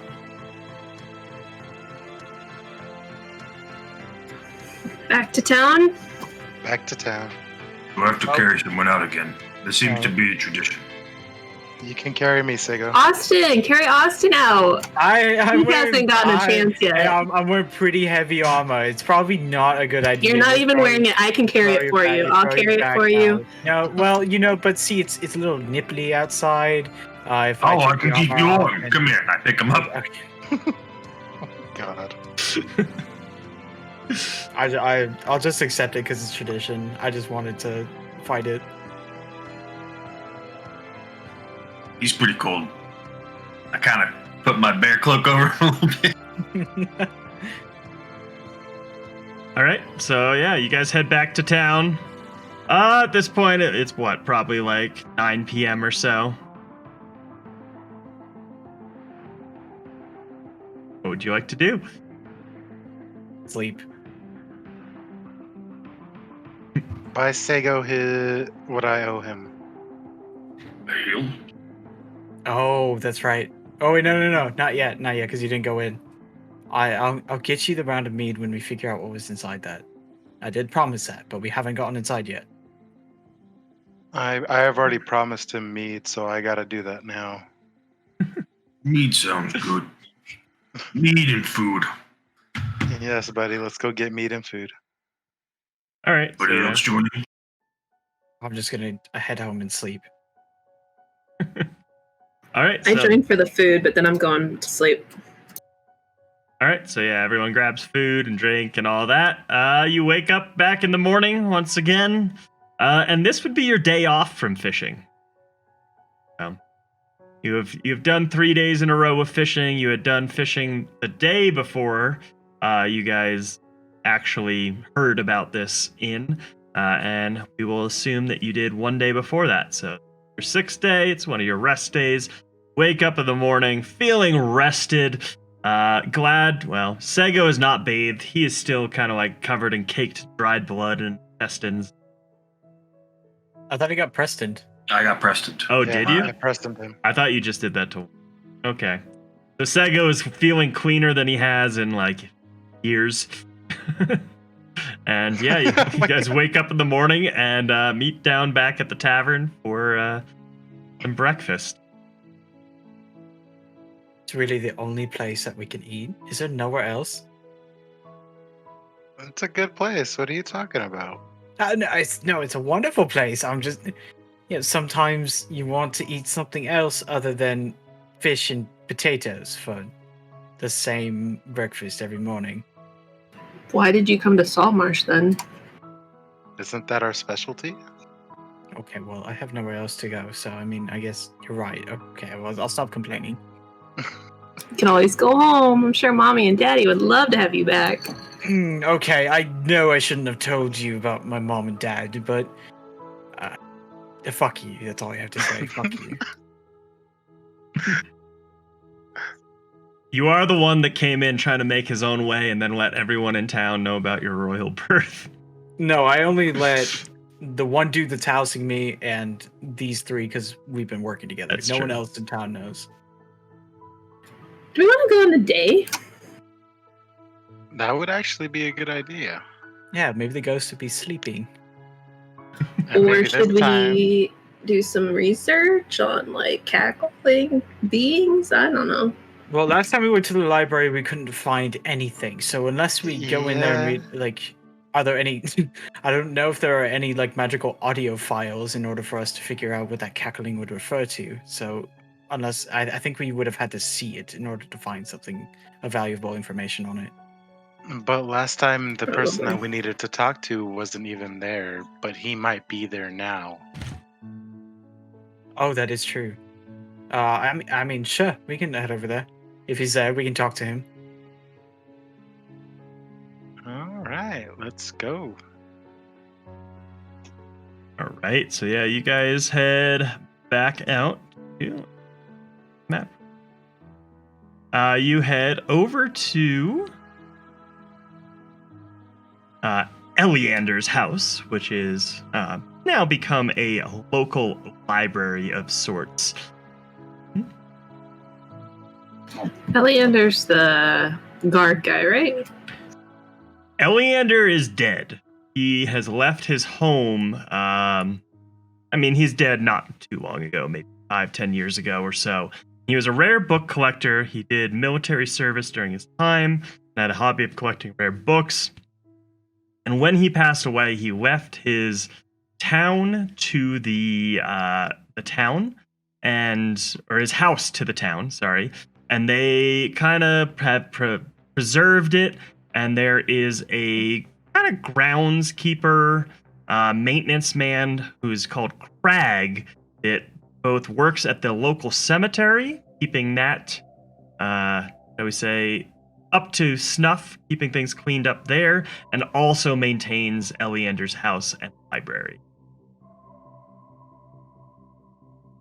Yeah, if you guys were to head over in the morning at a half-decent hour, you would find the place open and available to the public. Walk in and see what you saw before. Basically, what is obviously very much just a house. It's not particularly necessarily a mansion, but it is a nice large house, and every single corner and area is more or less every single nook and cranny is now like every wall is lined with shelves and crammed with books. Is Crag there? Yeah, Crag would be there. So yeah, Crag is just rummaging around. He's not much of one for like customer service. He's more just a maintenance guy, but as you enter, you see him like going back and forth and dusting and kind of pulling books out and looking at them and then maybe rearranging some of them. But he kind of just like sees you guys and nods at you. Nod back. Okay, and then he goes about keeping on his tasks. Excuse me, Craig. May I ask you a question? Oh yeah? What can I do for you? Hey, we're just trying to get information on the Alchemist house. The Alchemist house? Which one's that? The scary place at... Where was it? Oh, you mean the haunted house? Yeah, the haunted one. Oh yeah, it's been around for years. Do you know if there's any books on here that we can check out, or do you have any information that we could use? Oh, the only thing I can tell you is, no one from there is buried in the cemetery. Oh. Other than that, the place has been there long before I was. Long before even Eleander came to this town. No one was buried there. Oh yeah, I know almost everything about everyone who's been buried in the Saltmarsh Cemetery. Okay, well, that actually explained a lot, and also nothing at the same time. Thank you. I do appreciate the information a lot. Do you have any books on the house at all? Any manuscripts on I don't know, the layering of the house and how it was built? Oh, not that I know of. Eleander was a rare collector. He sought out all kinds of books from far and wide, but I don't know if there's too much locally. I've started my own genealogy books based on what I know and the research I've done about the town and who's buried in the cemetery, but that's about it. Do you know why everybody calls it haunted? Well, of course, it's haunted. There's lights, floating lights, and screams. I hear Not people those that go there dreams. don't come back. So I would say, oh, there's There's a man down in the tavern that I heard of not too long ago, yeah. He was wearing all kinds of plate mail and had a fancy sword and a shield. Went there and he never came back. I have the shield. I'm sitting there kind of just eating dried fish and stuff for the first time. And I'm like, oh, this shield? And I pull the shield out. Well, I don't know. I never saw him. I was just told. I was awaiting his body. I thought he might be getting buried here soon. But, yeah. Never came to the cemetery. Never returned. Thank you for the information, Craig. Oh, yeah. Kind of like turns away and goes back to his work of, he's looking at different, just moseying around. He doesn't seem to be accomplishing much, but he's working. I huddle around everyone else and I tell them, hey, he was expecting him to die, but he hasn't. Yeah. We found him, but Craig was expecting him to die. That's the issue here. Well, how does he know? It's Craig. When he knew he went to the haunted house and never returned. That was the rumor that was spread around. So he's expecting a body to turn up, and he's the what do you call it? He's the gravekeeper. Yeah, so gravekeeper, something like that. He does the burying and gravedigger. Yeah, so that's what he means by that. That's just Craig. Honestly, I mean, he could talk your ear off with the people he's buried. I mean, do we tell him that we found the dead body? I mean, we could bring it to him. We didn't kill that one, so I think it'd be okay. I can carry it out later. I don't know, though. We didn't. Hey, you know what? Hey, Craig, do you know anything about rot grubs? Rock grubs, of course. If you don't bury a body at least 6 feet deep, they'll come out and infest a body. They infest the swamps all around here. It's pretty common. That's why it's very important. You must bury them at least 6 feet deep. Oh, that explains the rock That's groups. great to know. But now we're kind of screwed because we left 2 bodies there. Oh, shit. Craig, do you know how to get rid of them without having to put yourself in harm's way? Well, I've heard they hate poison and fire. Poison and fire. That's great to know. Okay, Oh, like most bugs, eh? Yeah, I mean, yeah, that makes sense. will that keep them from attacking? Will that make them angry? I mean, Shoot it'll away. kill them off, but that's about it. Rock grubs will defend their bodies to the death, from what I hear. What about? Oh, I've never personally had to deal with them. I always bury 6 feet deep. okay. Thank you, Craig. Well, I think as long as we don't touch the bodies, the rock grubs aren't going to attack us. So, Or preemptively, we could go get some oil and a torch and burn them suckers before they get out. Craig, one last question. Sorry to take up so much of your time. Has anything you ever buried not stayed buried?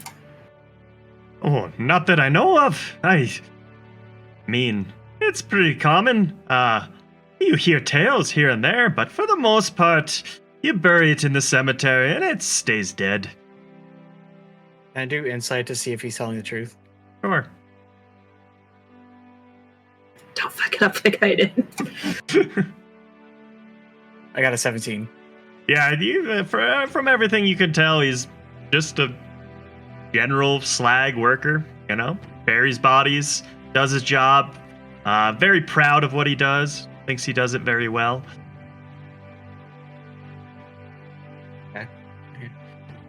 Well, thank you, Craig. We won't take up any more of your time. Of course, I've got some genealogy to get back to. You enjoy that genealogy. He kind of nods at you and then just goes about rummaging around things. As I said, doesn't seem like he's accomplishing much, but keeping busy. Okay, well, I don't think torching the bodies would be a good idea, especially considering the fact that it is in a basement. I think as long as we don't touch it, we'll be fine. Yeah, we can always bring that. If we feel up to it, we could bring it back with us. I mean, can we get a torch just in case? I have a torch. Yeah, you all have torches. And we just need to buy some oil. Yeah, let's go get some oil, and then we can. I mean, this I is can- just in case. I can literally attack things with fire, but okay. Oh, I got poison too, but I mean, I gotta say, like, Would it all I make have you are feel sharp- better? I have sharp, pointy objects and no other means of attacking bugs, so this would kind of help me. okay, that's fine. We can bring some oil with us just in case. Alrighty. Make them real slippery.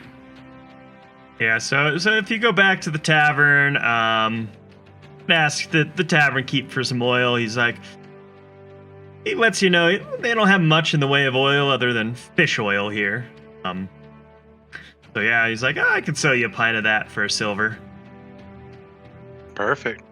Yeah, detract a silver, and you get a pint of fish oil. The entire thing reeks of fish. Yeah, it's on the outside, it's on the inside. As you carry it, you reek of like kind of. Can I use Preston on myself and on top of the bottle? Preston just cleans something. Like you'd be trying to clean the oil itself. You can't really do. I mean, I guess you could Preston like a good smell in front of your nose the entire time. Yeah, you can't change the object itself. You could get No. clean What it. I'm saying, isn't it capped? Yeah, it's capped, but it's emanating from within. Like it's just a super strong Oh. fishy smell. I got it. Okay. I'll just do it later after I use the oil. Fair enough. I guess we head out to the haunted house again. All right. And I assume you guys go right back down into the cellar. Right back down. Right. All right, and we are back here. Skirt the bodies. Skirt the bodies. All right. So yeah, it's only been like 10 hours. The body has not started to rot yet. At least Ned's body. The other body at this point is just like a deflated corpse. A lot of the rotting flesh is like gone, as the maggots have exploded out of it. But yeah, you are back in front of this door. What would you like to do? Earlier, there was a little latch found kind of on the side of the fireplace there that presumably opened. Same plan as before. Did we Same hear plan any as cackling before. coming down? This time you do not hear cackling. No. I knew we weren't gonna. They're already far gone by now. Guess we try to be as quiet as possible. Like a bear, right? They're pretty quiet. Okay. Yeah. Yeah, like a More bear. Like a hibernating bear. Mhm, mhm. Okay, Sego, do you know what a cat is? Like one of those little small, yeah, those things. Try to be more like that, not a bear. Mm. I mean, a bear is gonna- pretty quiet when it needs to be. I'm gonna sneak in this door. Pull the lever. Okay, so you pull the lever. You open the door.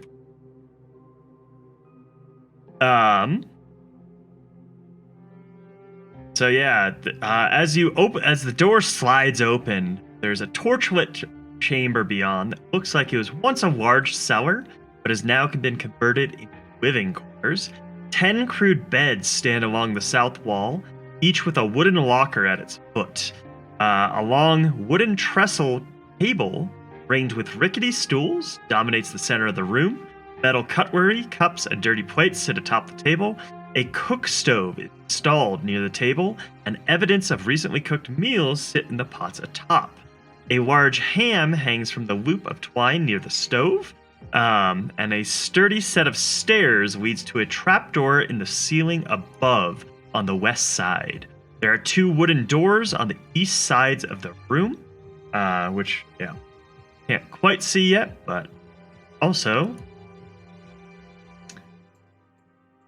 at this point, we will roll initiative. I thought he was sneaking. Yeah, they also saw you kill their buddy Ned the day before, so they've been expecting you. Great. I'm also I just want to see what I rolled for stealth. All right, go for it. Yeah, they're basically like sitting there waiting for the door to slide open. There's no real hiding once the door slides open. 7. Yeah. you wouldn't have. Yeah, you would not have been hidden anyway. But yeah, so let me roll some initiatives here.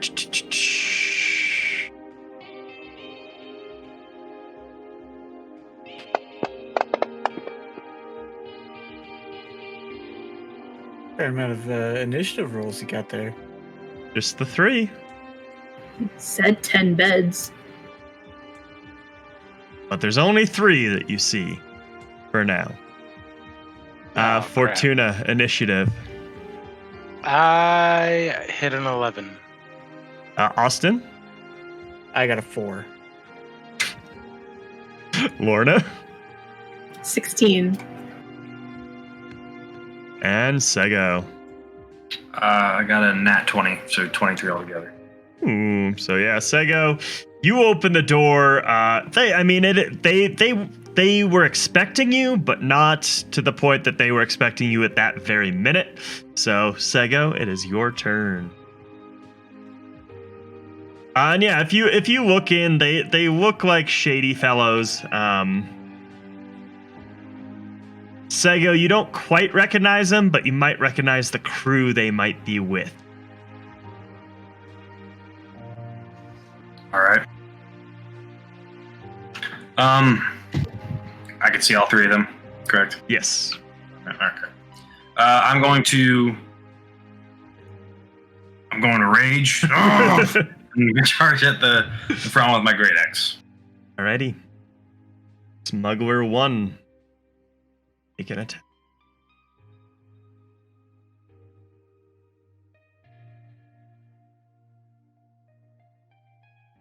Sorry. Oh, good. Sego, rage. Rolled an 18, so 22 altogether. 18 or 22 hits.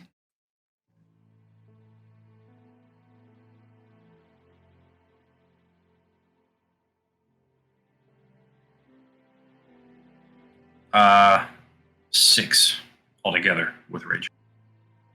All right. You hit him. You obviously slash him up a bit, but he's looking all right. On to Smuggler 1. So Smuggler 1 draws out 2 short swords and makes 2 attacks against you. A 20 to hit and a 10 to hit. Assume that the 10 misses and the 20 hits. Yes.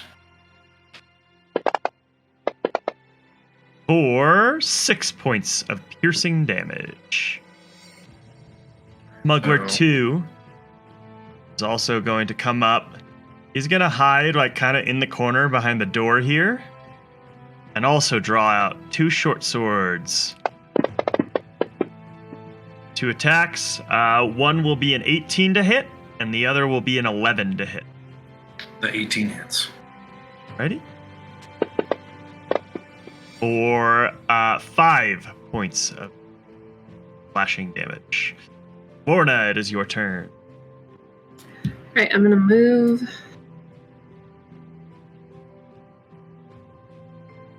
If I do that, do they take attacks of opportunity? Just the one, yes. Is it 1 swing or 2? 1 swing. I'll do it, so other people can get in. Alright. He will, a 23. Assume hit. So that will hit. For 6 points of damage.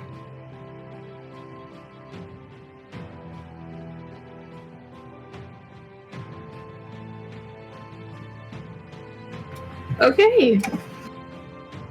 How is Sego looking? How you looking, Sega? Rage. Raging. I mean, I'm hurt, but I'm fine. Okay. Remember, it's half. I'm gonna cast Eldritch Blast at the guy that hit me. Okay. For a 14. 14s. Will hit. 8 damage. Right. You hit him for 8 points of blast damage. Kind of knocks him back against the fireplace just behind him, and he's looking pretty frazzled. Done? Yep, that's my turn. Fortuna, your turn. Alrighty. I'm going to.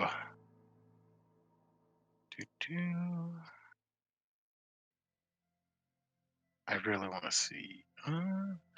Let's go ahead and cast Dissonant Whispers on the one in front of Sego. Alrighty. The wisdom saving throw. Yes, 14. You will get a 19. Ah, shoot.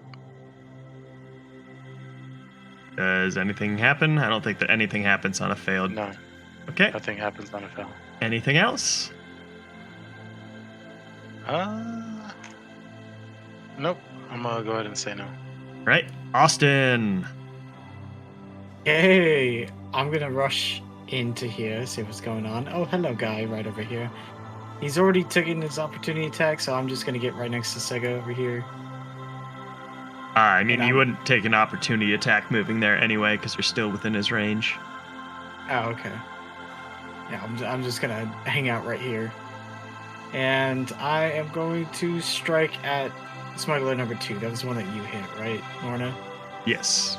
It's the one that is looking frazzled. I'm going to slash at this man. Will 20 hit? 20 will hit. 4, 5 damage. So yeah, he gets blown back against the wall, sees you kind of come in, but is looking at you a little dazed, and then you slash him, and he falls down, dead as dead can be. Is that your turn? Yep, that's all I got. Right, Smuggler 3. Come up here. Pull out 2 short swords as well. Make 2 attacks. 10 and a 9. I believe both miss. Both miss. Alright, Sego.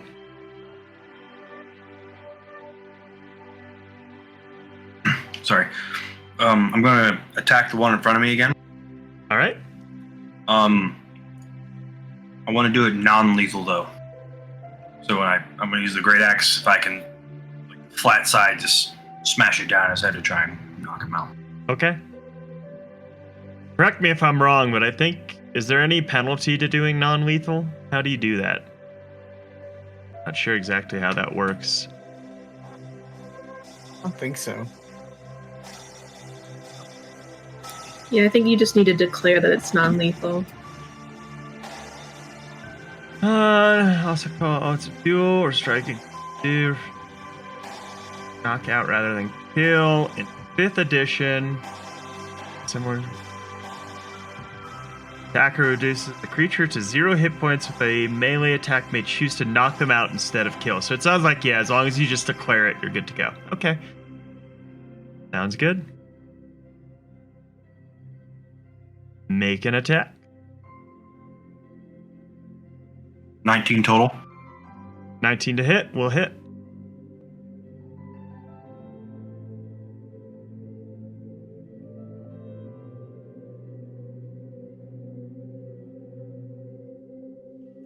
For a total of 12 altogether. So yeah, with 12 damage, you kind of hit him with the flat side of your great axe right to the head, and he just slumps down, completely unconscious. Okay, well, that was quick and easy. I'm going to turn my attention to the next one. All right. And I'm going to say, I have questions. Okay. I mean, it is. This guy's unconscious. It is Lorna's turn.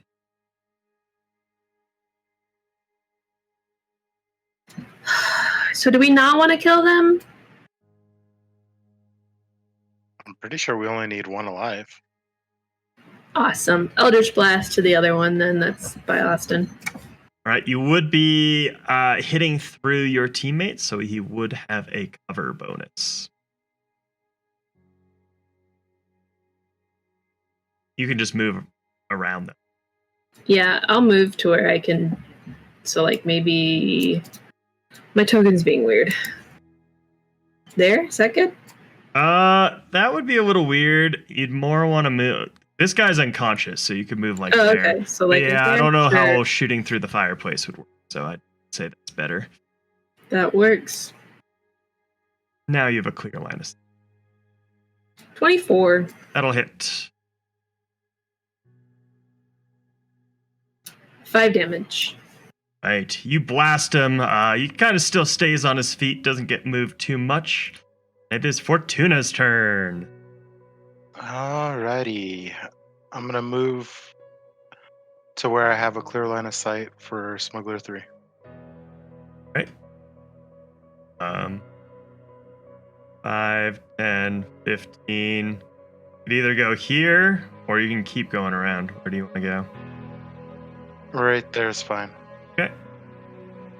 Alright, I will go ahead and attack with a crossbow. If you're at that range, I believe you have disadvantage with melee. Or I mean with ranged attacks. So you would want to use your rapier at that point. Drop your crossbow. Alright, I'll just use my rapier. Alright. You drop your crossbow on the ground, draw your rapier, and riposte. 20. 20 will hit.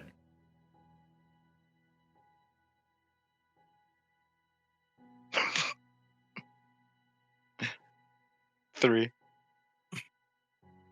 So, he is, yeah, you poke him a little bit, but he's looking all right. Austin, it's your turn. I guess I'm gonna just finish him off. Are you? I got too fancy. Well, will a 12 hit? Hopeful miss. Okay, well then I don't finish him off. All right. Smuggler 3's turn. He is basically just gonna turn tail and run. So both of you can take attacks of opportunity. Okay. Where do I click for that?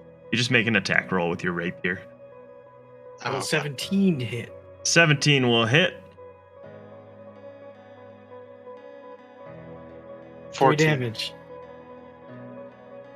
So yeah, either way, you guys both strike him down. Like in a joint effort, you hit him, and like the rapier goes through his neck, and the long sword goes through his his thigh, and he just like does this like put and just falls to the floor dead. Teamwork. Nice. Hell yeah. Cool. And now you have an unconscious guy. Mead, Sego?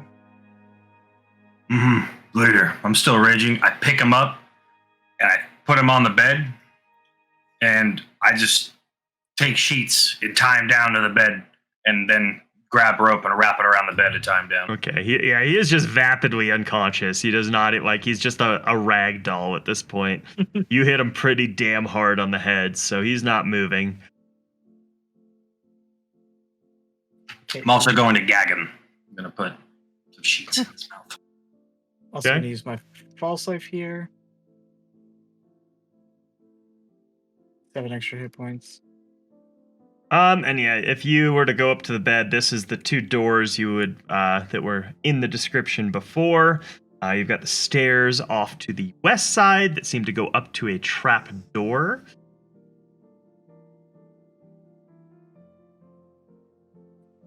I have questions. Something about him seemed familiar. Familiar. Yeah, so Okay. So you would definitely recognize them from your smuggling activities. Not them personally, but they definitely seem to be a part of a smuggler's group familiar with. Well, Sego, since he's unconscious right now, let's go ahead and check around, see if we can't find anybody else. Because there is 10 beds, but there were only 3 people in here, so we need to go make sure that the place is clear. Well, That's fine. I'm starting to think that, considering the fact that our friend from yesterday decided to attack us all of a sudden, that would make 4. 4, but we're So- still missing 6. You know. Yes, we're still missing 6 of them. We're gonna have to definitely go with each other, but I'm worried about And them sneaking in and taking him away. keep in mind that the last guy who bolted started bolting towards the east. Well, you could stabilize him, wake him up, ask him some questions, and then slit his throat. I'm okay I agree with this. Lana. Do we want to bring him up, or do we want to wait here an hour? If you guys want to look around, I can make sure he wakes up. Yeah, so keep in mind for him to regain a hit point on his own to wake up naturally would be 1d4 hours. You want me to stabilize him, Sego? I say we just kill him. Sego is usually down to roll with the punches. He's usually down for mead immediately. But Yeah, why do you think you recognize him? Like, you know him, or...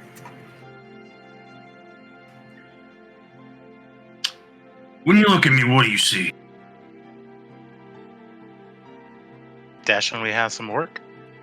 I mean, you got a point there, but what else do you see? It's a lot of muscle. okay. Well, I'll just be the one to say. Then you look rugged. Mm-hmm. How would you associate me? Okay, don't take this the wrong way, but like you live in a forest with a bunch of other people and you guys kill animals for fun. Look, Because it is fun. Yeah, It is fun. I'm just gonna say, I'm gonna preface this by saying I trust you with my life, so you don't have to worry about my questions. But you said you recognize this man. Mm-hmm. How do you recognize him?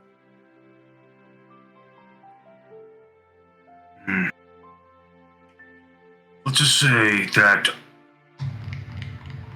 I have some shadier deals I do around town. And Like I've what? seen him doing some of these things. When it gets very serious, like what? What shady stuff?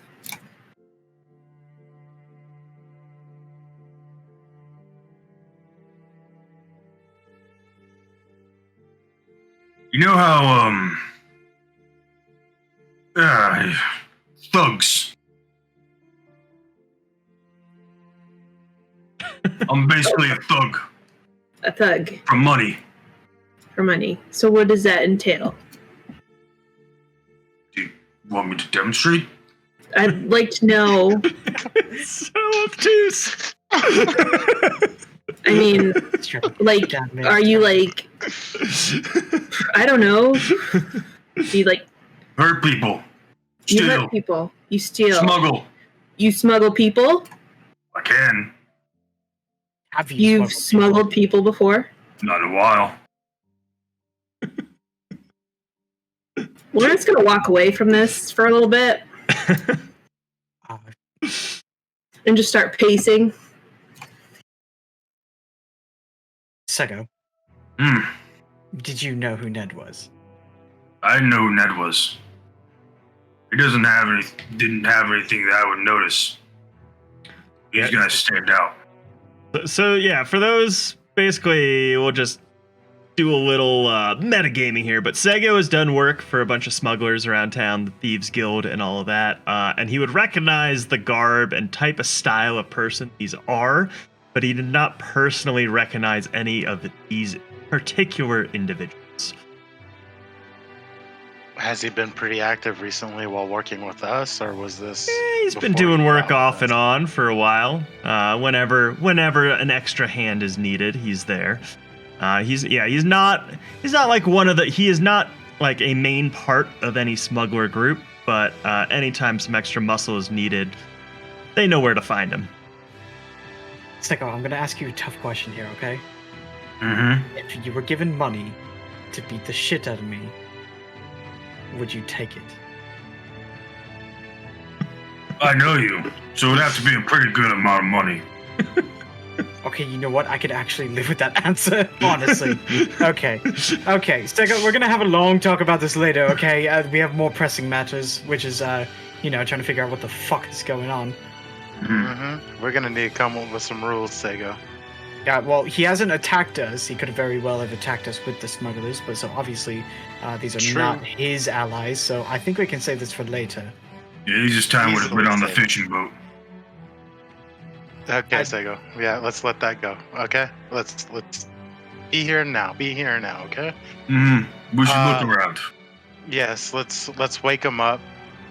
Then Keep we'll go in take a mind, look waking around. him up is going to take a couple of hours. Hours. Potentially. Yeah. Okay, so yeah, we'll go check around while he wakes up then. He's tired and gagged. He ain't going nowhere. Okay. So if you head to this end, don't open shit yet, but so if you head into this little alcove, the door to your left appears to be normal. But the door ahead of you has a wooden bar across it, held in brackets on a frame, and the door itself has the word "danger" scrawled across it in the common tongue in chalk. Oh, and I tried to open that. No, you tried to open the normal-looking door, but also, Okay.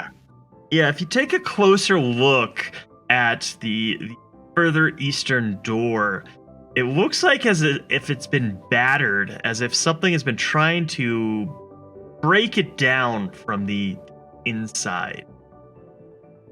Now I Well, touch it and do an Arcana check. no, Austin, step away from the door. Let's get an Arcana check.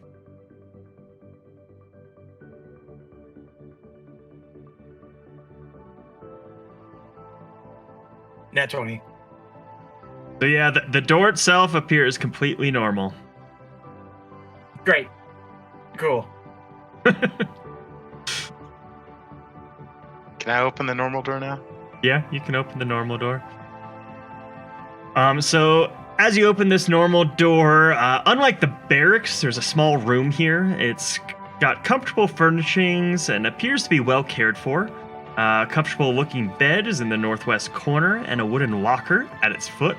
A small wooden table stands against the east wall and a padded leather chair besides it. On the table, a brass 3-branch candlestick with 3 still burning candles provide the room with a bright light.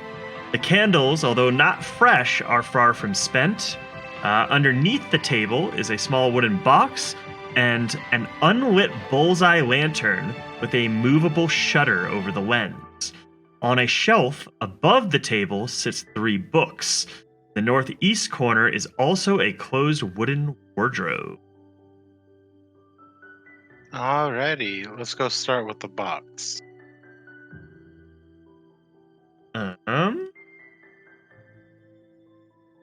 which box? There was... The one under the table. Okay, so yeah, underneath the table, it holds 12 candles, flint and steel, and a piece of parchment that seems to be detailing some kind of communication method with the ship. It is labeled as signaling system, and it seems to be about as dummy-proof as you can get. Gives you a couple of things you can do with the signaling lantern, which was sitting atop of the box, that mean very specific things. Okay, can I read the parchment or bring the parchment with me? Yeah, you can grab it. Alrighty. I'll then start on the one on the edge of the bed too.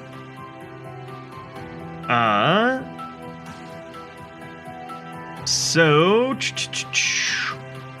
yeah, inside the bed, the one at the edge of the bed, you just find basically a bunch of clothes, and it does not appear like there's anything else there.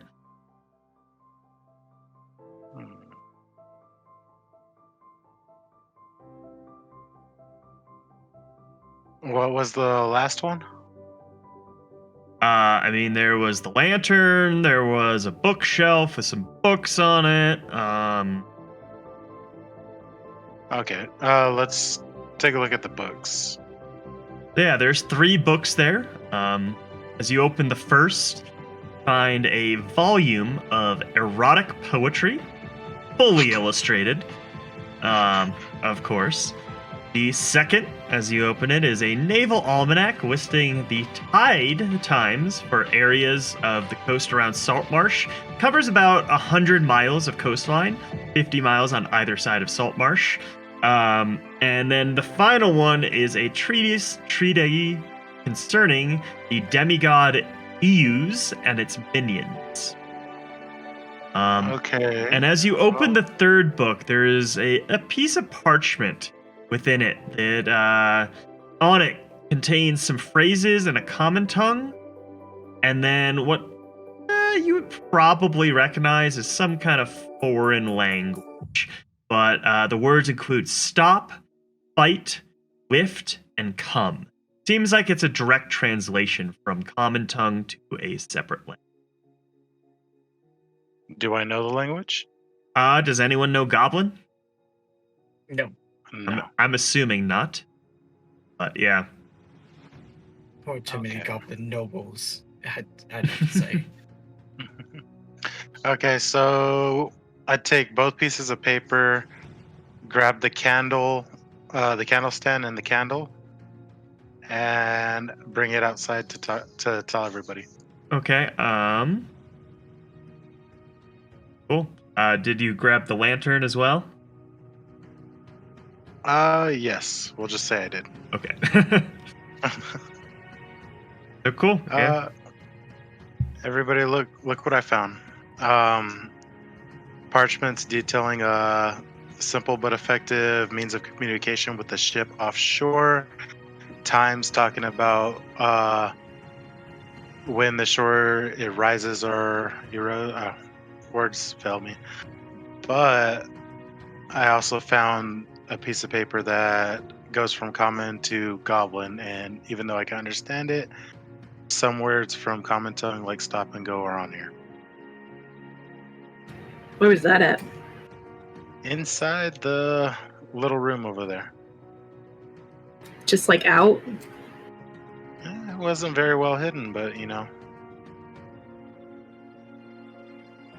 I'm a little.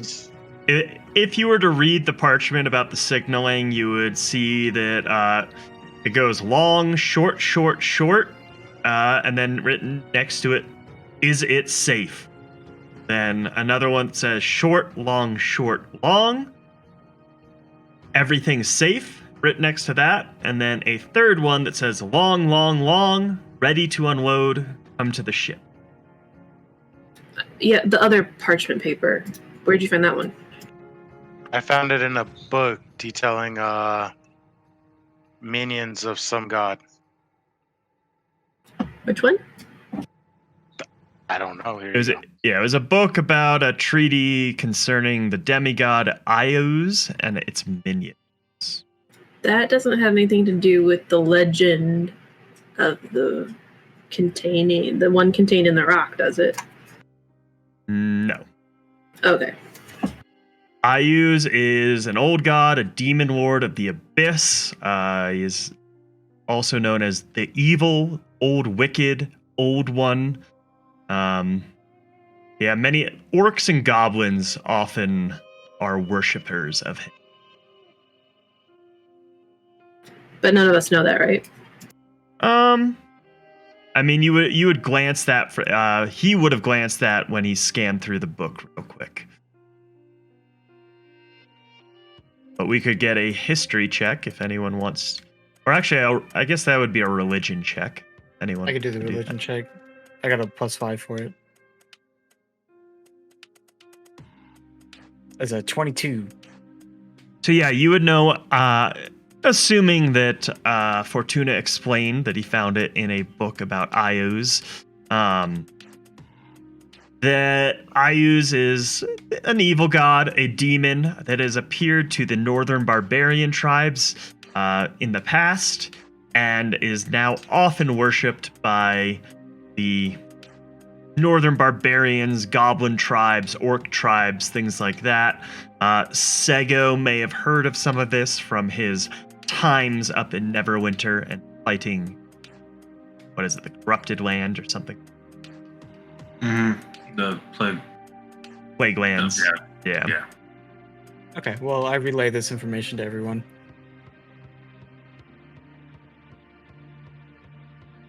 Okay, I've so, heard of him, but nothing I really cared to listen to. all right, Sego. So we've already established that we know of your background. Do you happen to know any goblins that can read from this manuscript? Well, the book itself was in common, and then it just seems to be a scrawling of a couple terms and different things like that. So it's like, yeah, there are 4 commands, and then next to them are random words in a language you don't understand. I'm just saying, Or wouldn't because recognize. this doesn't look like a normal smuggling job. I think we need to understand what's behind that door before we try to open it. You want to open the door? Wait, what door do you? No. I don't want to open the door. I just want to understand it before it's opened. I guess I should say what door, because she hasn't gone over there yet. I thought you went in the door. No, it's a door to the east side. It's got some weird locks on it. I'm just say that much.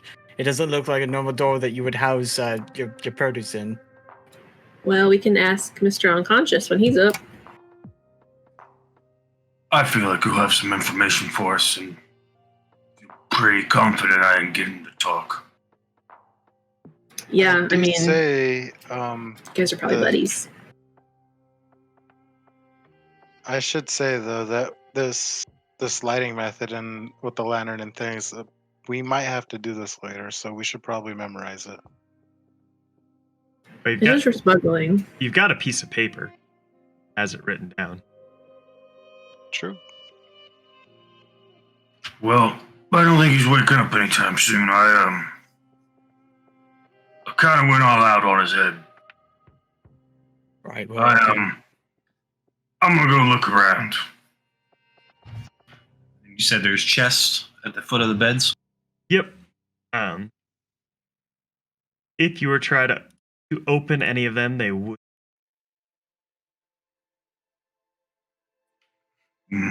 Could try my hand to lock the key. or we could check to see if there's any keys on them. That worse flood in that. I'm gonna try to lock the one. Right, let's get a dex. And I believe you can add. Do you have proficiency with thieves' tools? No, I have the tools. You just have the tools. Okay, yeah, you can just make a normal dex check.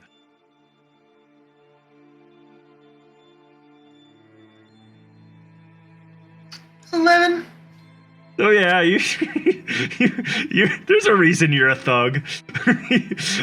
You don't jam the lock, but you spend a good 5 minutes just trying to get this 1 out of 10 chests open, and just eventually just get tired of frustration and give up. This damn thing's too hard. Something like that. I want to check the bodies for keys. Yeah, there's no keys on the bodies. Yeah, they're basically wearing very basic clothing, a little bit of leather to protect, some more sensitive areas.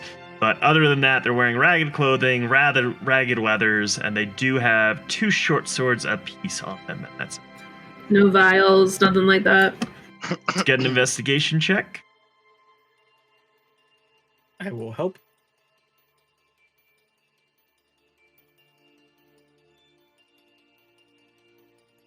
Ugh, 9. But yeah, you don't really find anything. You're a little disgusted by just more gore and blood, as these things are definitely not in any good kind of shape. And Yeah, I don't think that would bother her. She works with fish guts. yeah, I think she's still hung up over Sego being like, yeah, I've smuggled people in the past. there you go. Okay. Sego, you mind if I give it a try with those thief tools? Go for it. If it doesn't work, I'm breaking. Okay. Sleight of hand. Not sleight of hand, the dex check. Oh, it's just dex, straight dex. Okay. If you are proficient with these tools, you can add your proficiency bonus, but I'm assuming you're not your background. I am not. But doesn't matter because I just rolled a nat 20.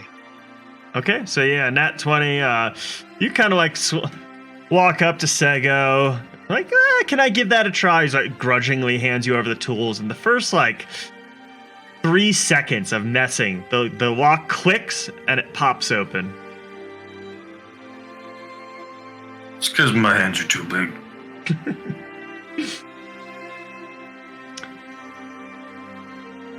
So yeah, what's inside? if you open it up, you find in the first chest just a bunch of clothing and general amenities, all in fairly ragged shape, as well as a purse that contains 7 gold pieces and 15 silver pieces. I'll split this with you, Sega. We can split it with everyone if you want. Oh, Or just okay. buy me later. True that. Let's go ahead and give everybody a piece. Nice. Honestly, go ahead and give my extra piece, since I was going to pay for his drink anyways. Okay. Alright, okay. Well, think about it. So at this point, I assume you're gonna try and open all chests. So why don't you make a 9 20 roll or dex roll, and you can do it in Fantasy Grounds. Just get 9 d20s, roll them all, and Oh, okay. Oh.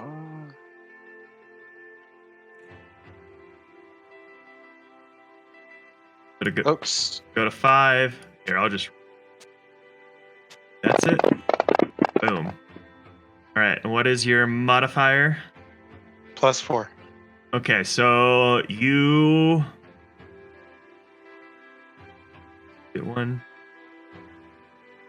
So you jam one lock, and you successfully, after, it takes you about 20 minutes to open all of these, but you successfully open 9 of them, and you jam one of them completely with that nat 1. Oh, you guys can't see that. Anyway, you jam one with a nat 1, and then the rest of them, as you scrounge through them, you basically find, 7 gold pieces and 15 silver pieces, an equivalent of that, in each of the 8 other chests.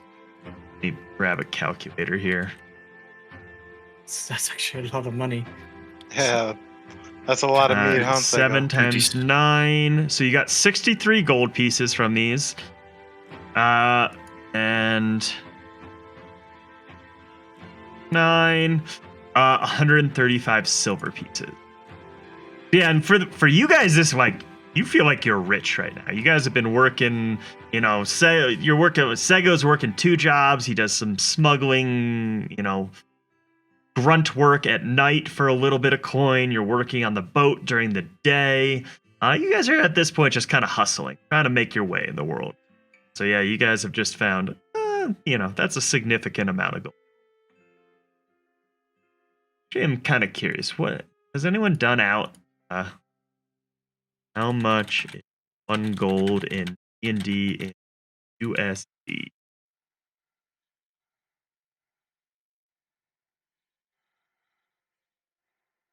I don't think there's a proper conversion for that, because it would depend on the universe. Yeah, I'm sure someone has done some kind of math to kind of figure it out. While I'm thinking of it, Sorry. while the guy's still knocked out, I'm gonna take off everything he has, put it on the bed, He's gonna on the strip ground you there. below. Yeah. So, how much gold do we get? We add? I mean, together, as I said, you got 68 gold pieces and 135 silver pieces. That was 63. Yeah, 63. Or 60, sorry. which would be 15 gold pieces per and 33 silver per, and then I think we have a gold and a silver left over.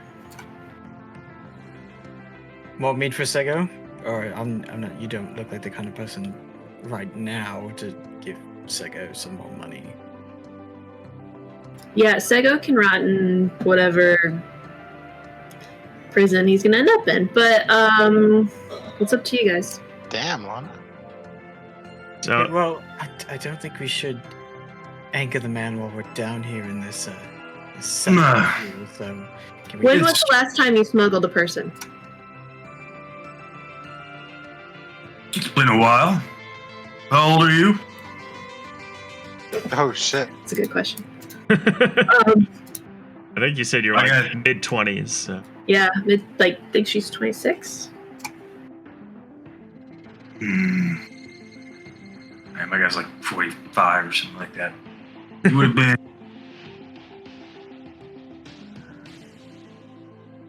Up to my knee. That makes sense. Who'd you smuggle it for? Or the person for?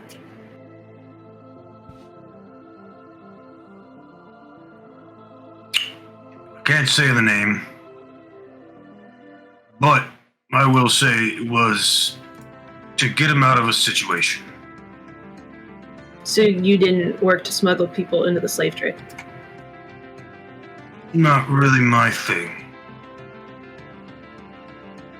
see? It was gonna be all right in the end. It's like it was just one of those nice smugglers. Well, yeah, smuggling's fine in this area because honestly, it really helps our economy. But people is a whole different matter. Well, at least we know that. Depends on why you're smuggling them. Okay, Sego, I think it'd be better if we just stop it here. You did a good thing by smuggling them out. It was a good thing, yes. Mhm. Sally over here trying to make everything right. Well, I'm trying to keep everything peaceful while we're down here in the cellar with 6 possible murderers still out to get us. I don't can't know get who my real mad at her. enemy is. Look at her. Keep in mind that might be 7 because there was the extra bedroom. Oh yeah, we still got to deal with the boss.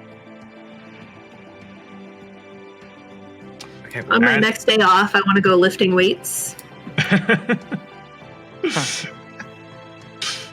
okay. And you have you still have one open door, or one door to open, potentially.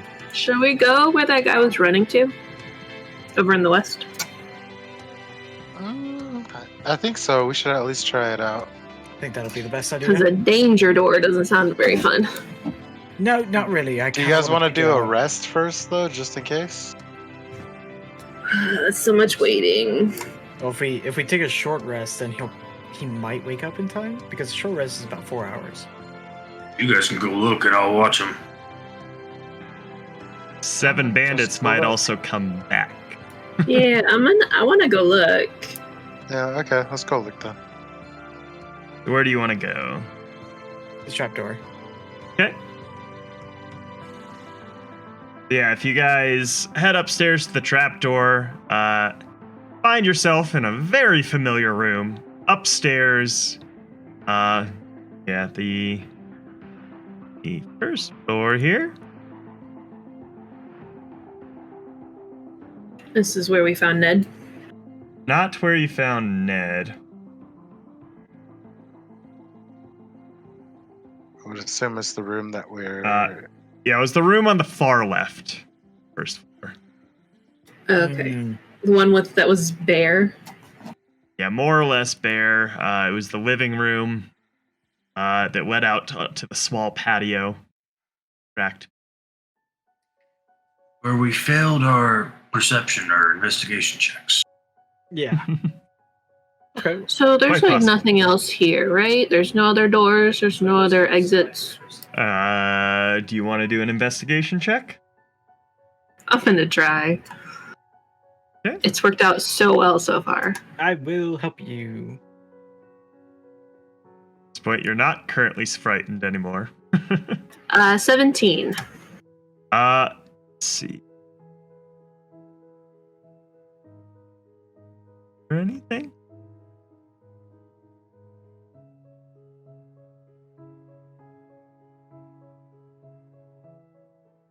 Yeah, so you would notice signs of footprints going through kind of dust. Or basically there's dust and like debris everywhere else, but there seems to be a clear pathway heading into the bottom left corner. And with a little bit of investigation after noticing those footprints, you'd find another secret door, basically right there.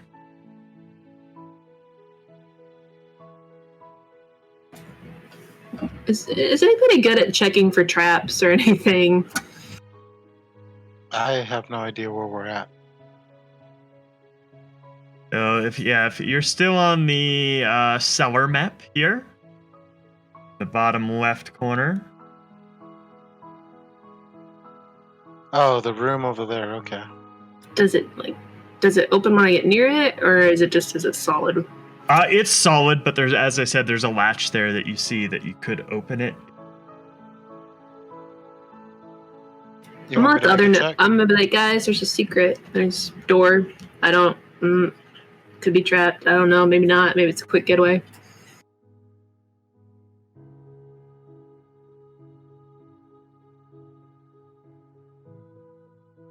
Anybody want to check, or do we want to just go in guns blazing, or fists blazing? I guess. No, I So guess what- I'll take the lead. Sega's gonna stay near the body. I need to get in front. And go ahead and open the latch. Okay. Open.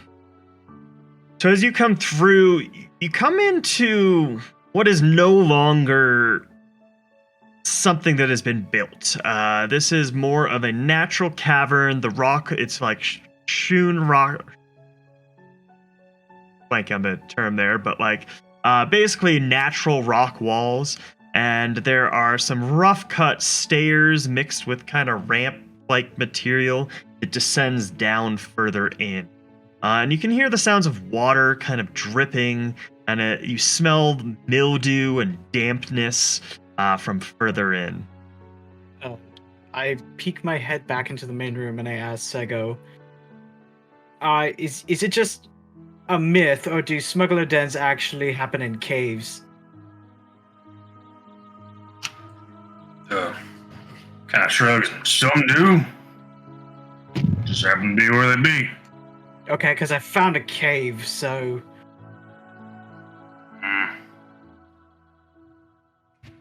All right. So it's just smugglers, right?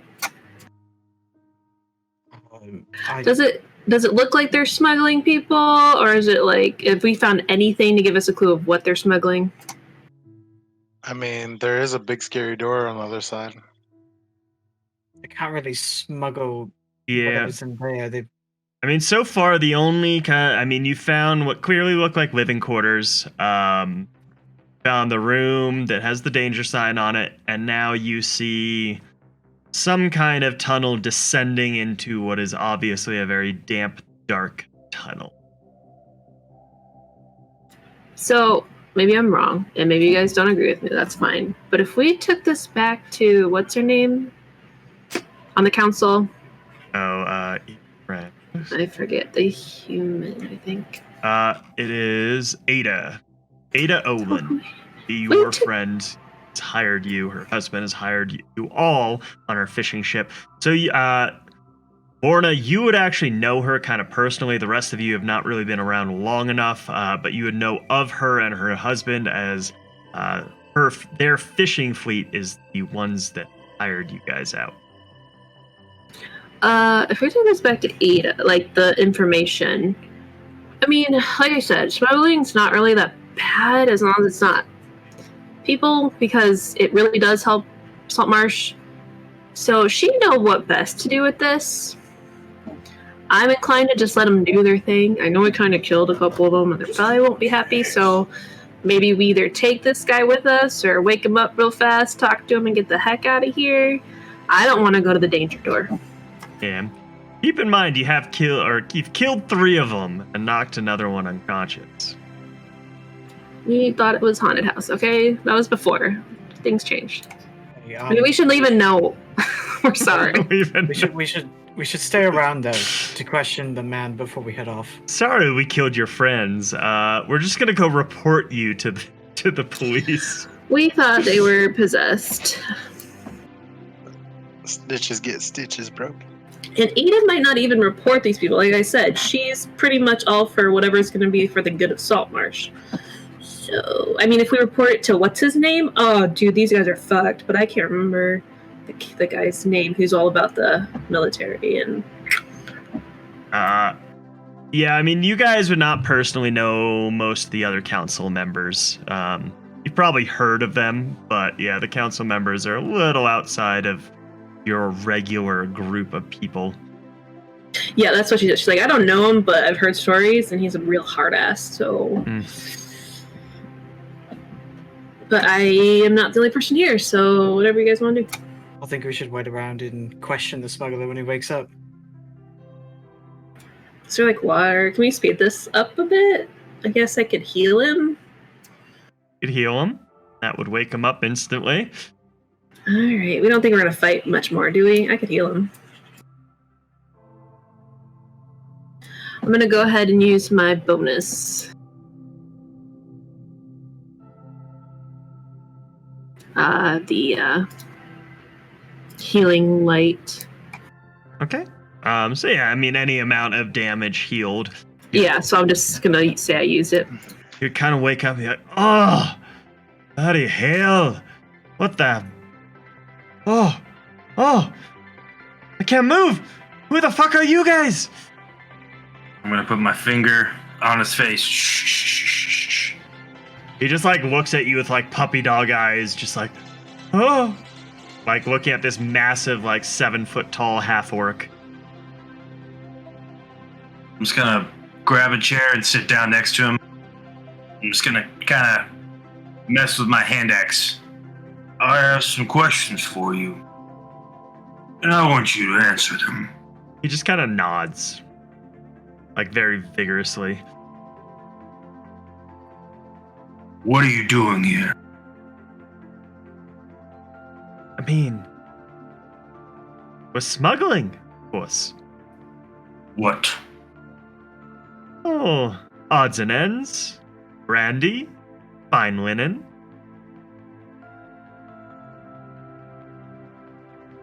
For who? What was that? For who? Here to pull up the name.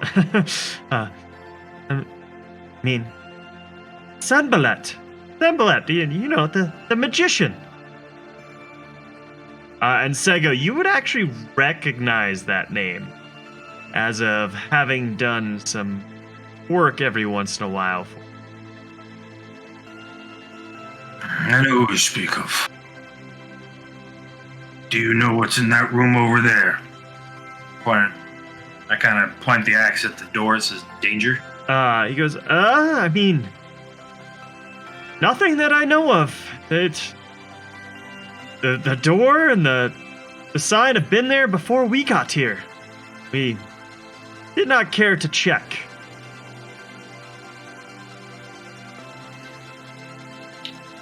And how many are them? How many are you? This group. At this point, he looks around and is like, oh, well, there's at least 11.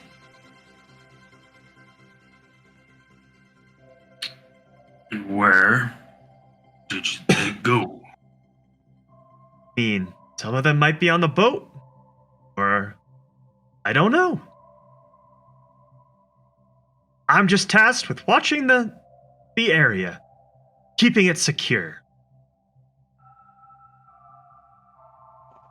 I'm gonna pull Sego aside real quick and say something.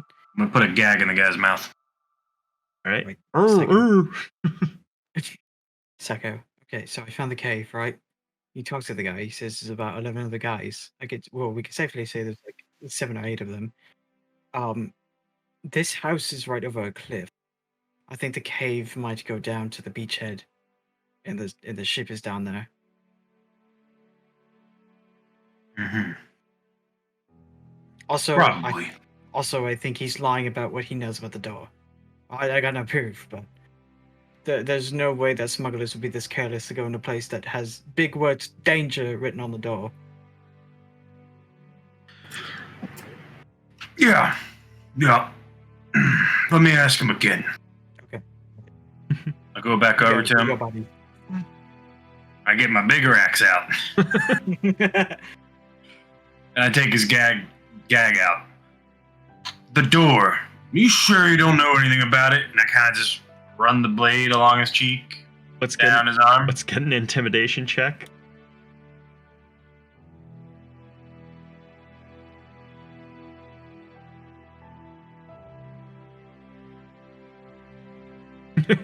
That face does not look happy. Can I? 13? Yeah. He kind of looks at you, looks to the side, and he kind of recognizes that as he's probably more afraid of someone else than he is of you. I want to sit down on the bed, like next to him, even though he's all tied up, and I'll be like, this guy can be really brutish. I'm so sorry. Sego, why don't you just knock it off a little bit? He's fine. It'll be fine. And she's going to turn over and she'll be like, so, we thought this place was haunted and we came to look, but we're guessing it's not haunted. Is this just your hideout and you just do those things to keep people away? Let's get a persuasion check. A good cop persuasion check. God, 10. So yeah, he looks at you and kind of lets it slip. Well, it's never been haunted for us. You certainly did set off our trap on the stairs earlier.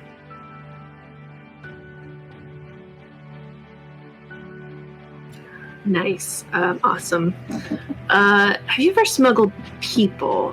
Like, do you guys do things, or do you guys smuggle people too? I mean, not that I know of. Generally, it's just mostly booze, of course. And if we leave you and let you go, are we cool? Or... I mean, you won't see me again, that's for sure. That don't sound like we should leave him alive. Just real quick, who's running this whole thing? He already said the name, which was... But that's who they're working for, though. Yeah, that's who's running it. Oh, okay. Well, I thought there was like... Sanbalat. Great. Okay. Sweet. Well, I'm good. I don't know about you guys, but I think we should just, you can leave him tied up, but I think we should go. He looks at Lorna just with pleading eyes, like, get me out of here. What do you do? Honestly. Do you want to come with us? You want to be part of our group? We're pretty fun. He kind of looks at you when you make the offer and then kind of like looks to the side. And once again, you would recognize that of him being slightly more afraid of someone else than he is of you.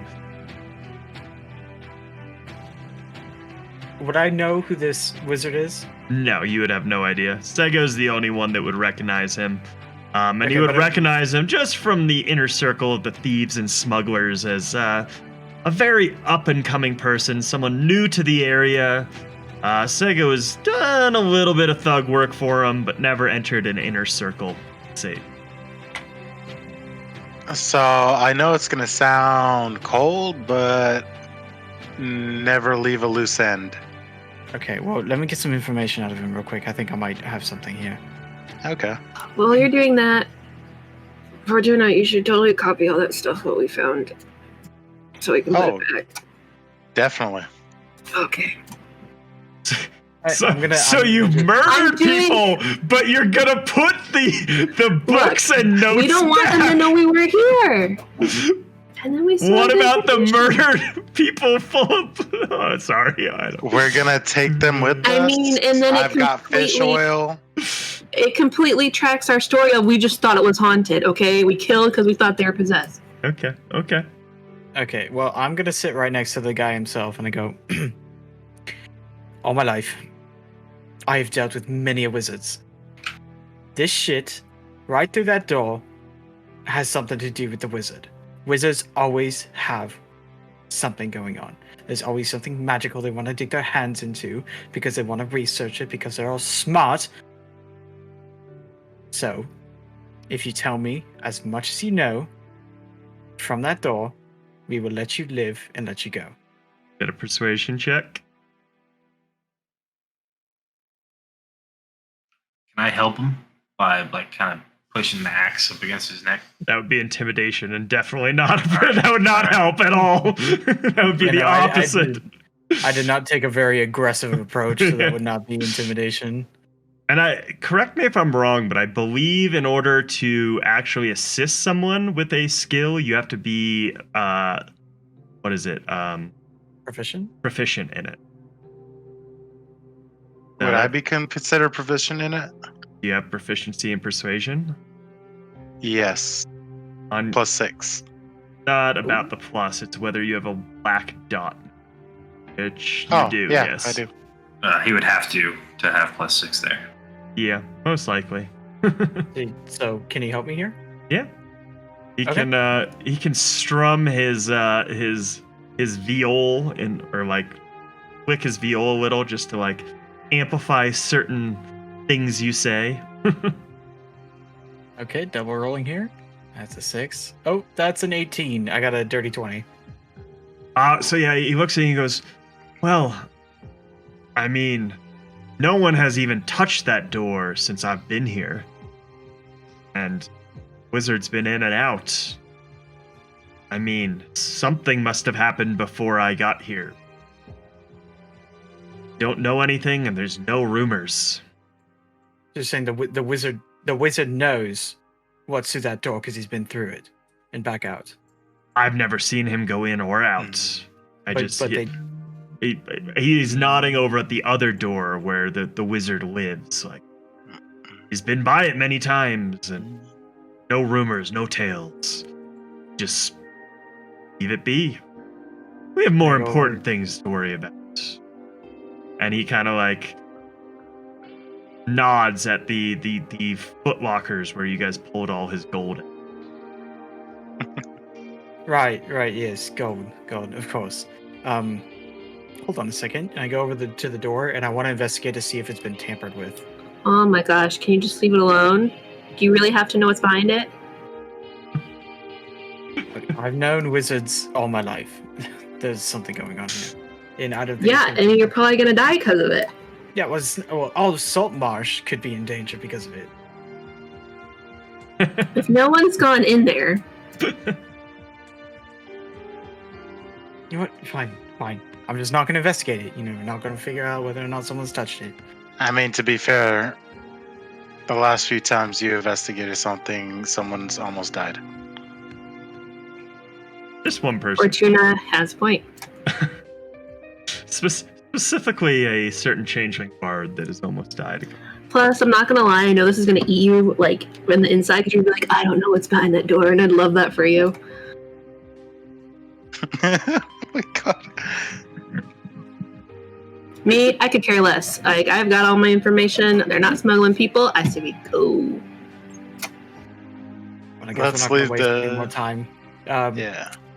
Sego. Kill Do what you have to do. Okay. Kill him. Okay, well, Fortuna. What? I'm not gonna beat around the bush. So bloodthirsty. No loose ends. Okay, so out of character. You're saying this out loud and he can hear you?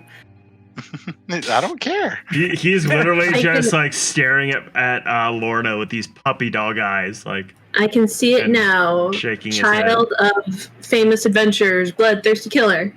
I'm chaotic good, and one thing my parents always told me: no loose ends. That would be chaotic neutral, bro. Chaotic good would never want to just kill someone outright that's undefendable. True, but he was just trying to kill us. I mean, we're not taking... If we put their stuff back, which means we're not taking their goods, yeah, we downed a couple guys, so they're going to have to hire new ones. I just Downed, don't... that's a good word. What do you want me to say? We killed them, we off them, their cold dead blood is on. Okay, they're dead, but in this business, I feel like it's not a big deal. Yeah, and he is obviously scared of the dude. More scared of him than he is of the big barbarian dude who has a giant ass axe. Yeah, because the other guy pays him. No, the other guy is more terrifying than Arcego. Yeah, because he's a wizard and he has magic. Have I you have seen what magic too. magic can do to people? I mean, besides ragey kind of magic? Last time we didn't listen to me, somebody tried to shove a poison dagger down both of us. Look, at the end of the day, First of all, we talked about this. That was hindsight. You had no flipping clue that he was a bad guy. Don't But I use it did again. suggest it, right? okay, Oh, look, you suggested it because you were getting tired of it. guys, at the end of the day, it is a smuggler. Either he's going to find his life at the end of the bladed axe of Sego, or he's going to find the end of his life at the bladed end of one of his comrades. So, I say we put him out of his misery now, before they figure out that he had given away all the information that they had. What's your We'll name? leave What's your name? Wait. Yeah, let's try that. I'm asking him his name. Oh. Name's Kylo.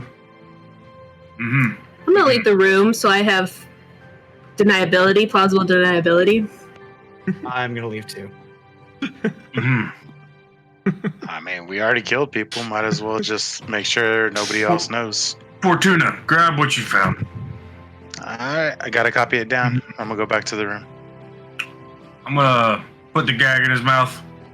Thanks for the information. I'm gonna blindfold him. And I'm gonna lay the dead bodies on top of him. What? Oh my god. Oh my god! I'm glad I'm out the room now. Oh my god. And Okay. one fell swing, I'm gonna cut all three heads off. Let's get a strength check to see if you get through all three. Oh my god! Oh my No. brutal. Holy hell. I don't even know what to say. I'm up the stairs. I'm gone. I do not want to know what's going on. 19. Okay, yeah, so I would say a 19 is enough with your half-orc prowess to just slam through all three heads. And yeah, the guys obviously they had no idea what was going on, felt dead bodies and kind of warmish blood leaking onto him, and next thing you know, lights are out, on to the next life, join whichever god he worships in after. All right, and then why don't we take our last break here? So we'll take a little 5-minute break, and we will come back for the finale of tonight's session. So yeah, take a bathroom break, get a drink, stretch. We'll see you all in a minute. All right, we are back. We are back. I hope everyone got a nice quick break in or whatever. So yeah, as we left off, our good half-orc barbarian just decapitated two corpses and one person with his axe, and the rest have kind of retreated up the stairs. So this smuggler is no longer in existence. What would you guys like to do? Oops. Well, we need to bury bodies because we don't want insects inside them. Who cares? We're not coming back here ever again. Oh, we're not coming back? Alright, let's go. I mean, I don't plan on coming back here. They probably already know it's us anyway, even if, don't tell me what you did, even if he is dead or alive, we've been there 4 nights? I don't remember anymore. They probably know who each of us are.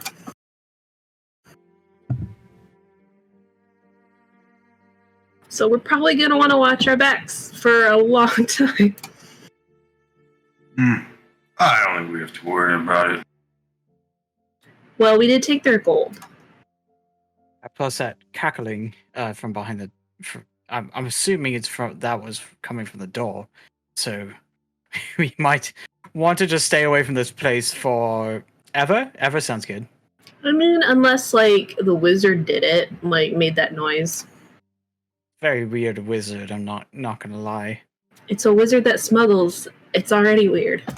Okay, you got me there.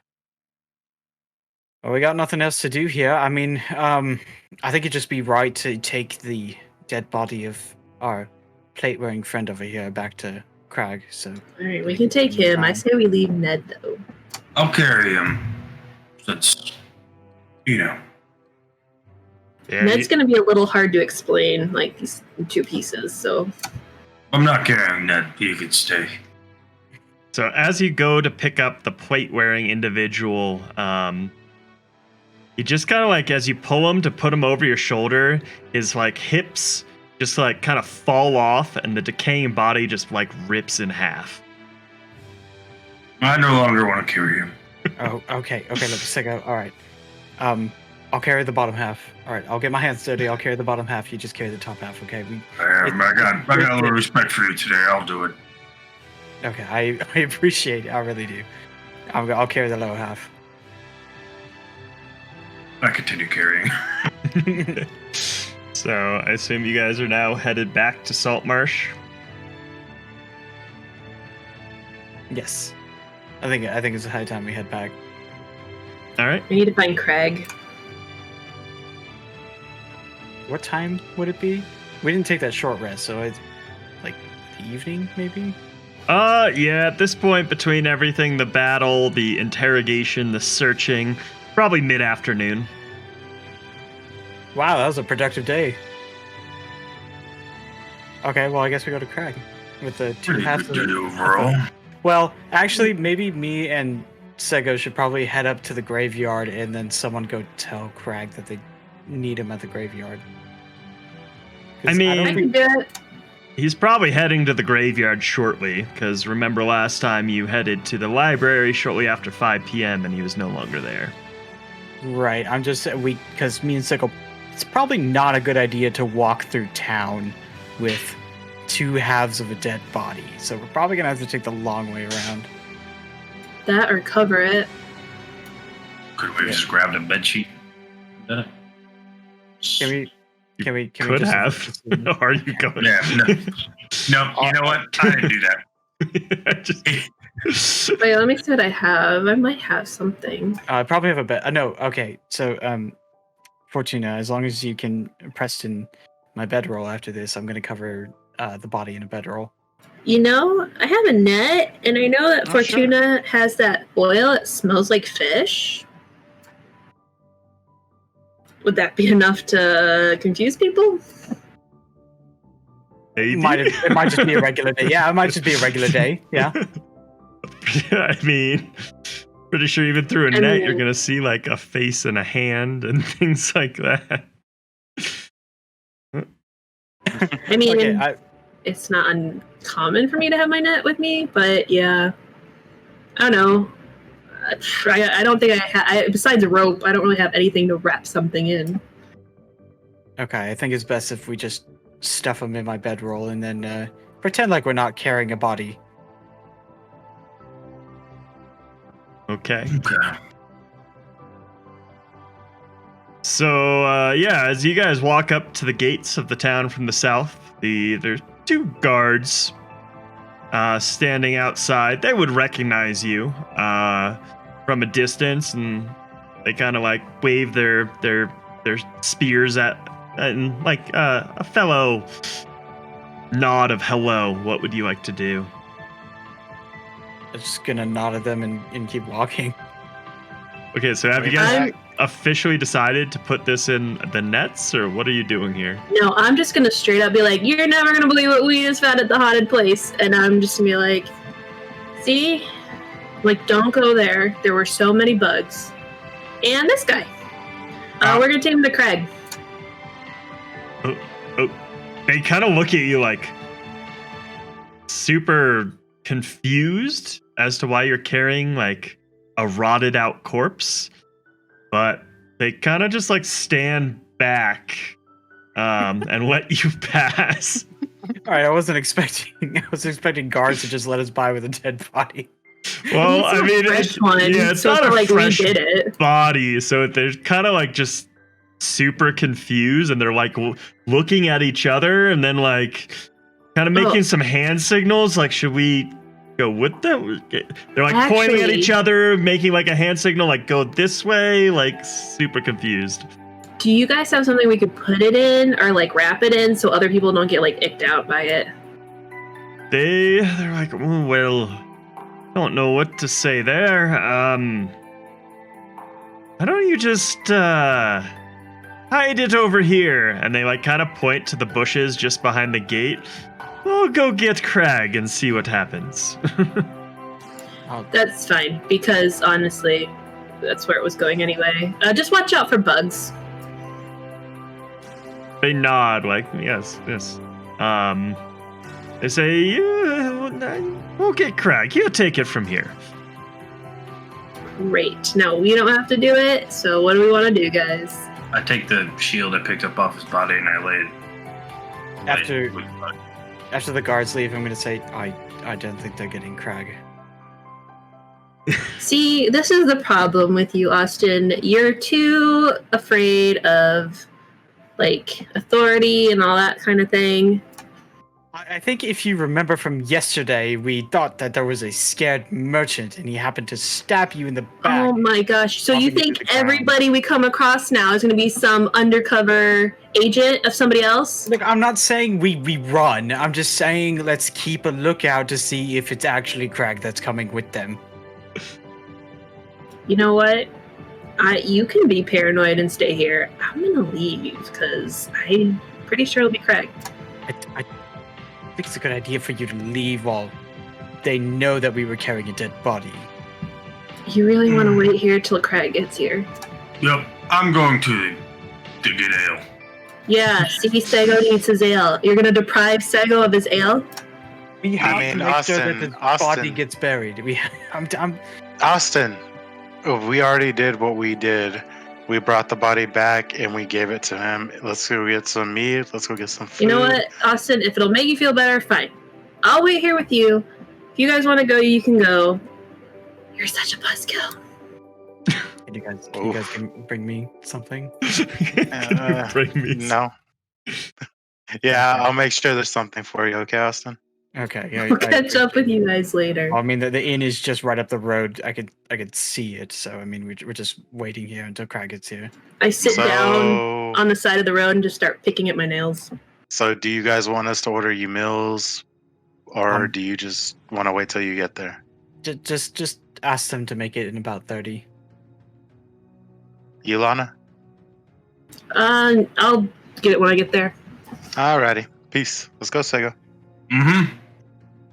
All right, so yeah, you guys head in. You guys get order some food and drinks. I mean, it only takes them about 10 minutes to head up to Eleander's house where Crag is, and they come walking back with Crag, who comes up, kind of ignores you guys. He's been told a little bit, goes over to the body, nods, goes okay, and then he kind of stands up and heads on down the road. He heads towards like the center of town, heading north. Does he take the body or does he just go? He just goes. It seems like he's probably going to get something to maybe carry the body with. Mm-hmm. Are you happy now? Yeah, I'm You confident. feel better? Can we go? Yep, You can be okay? Yeah, I did my good deed for the day. We can go over to the inn. Yeah, after you killed 3 people. Yeah, let's go in. Okay, so you guys head over to the Wicker Goat, your standard inn of choice, and yeah, head on in, get some ale, get some food. At this point, it's probably 5 to 6 p.m. or so.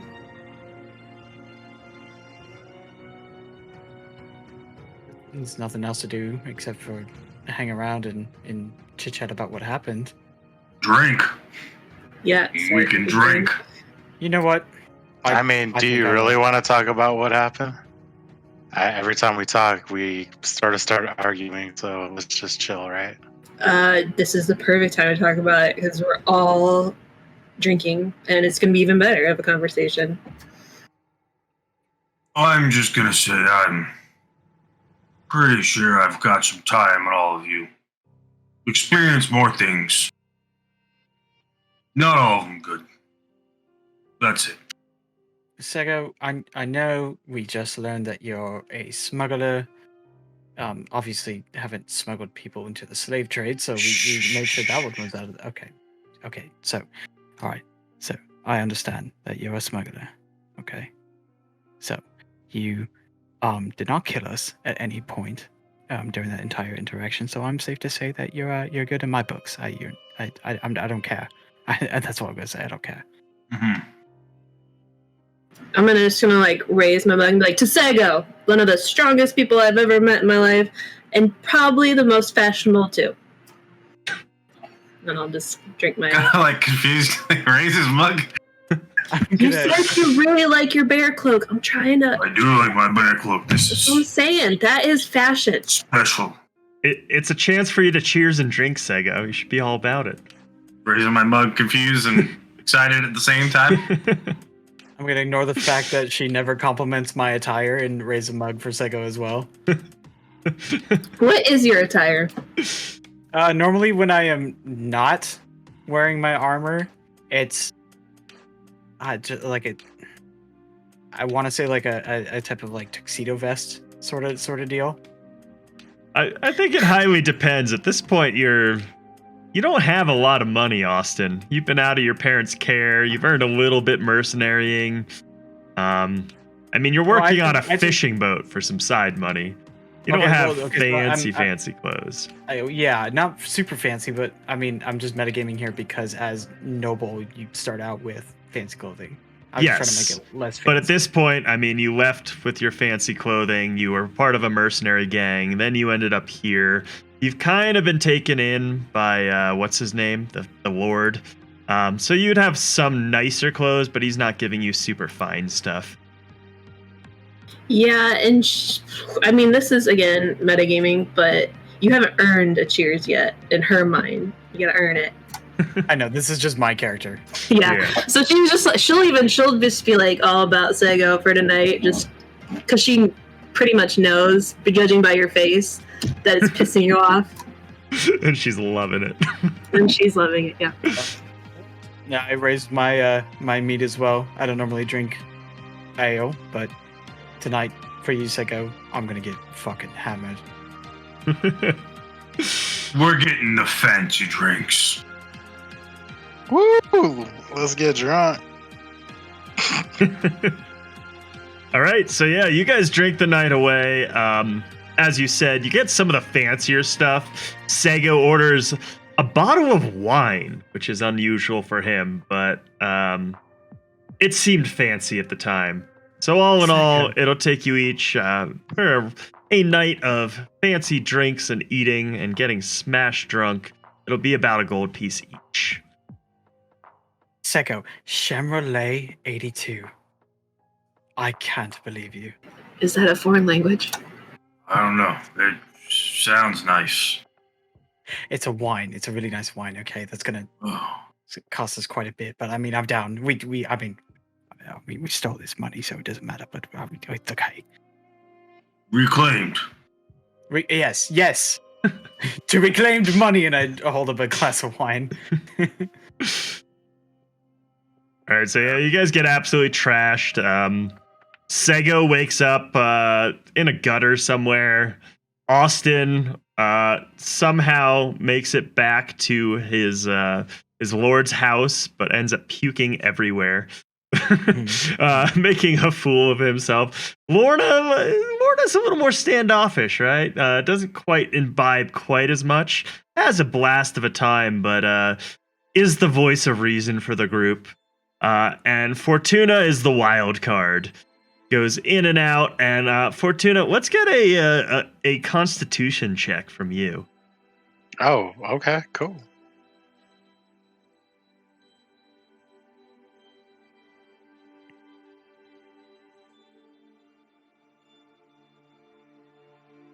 Oh no.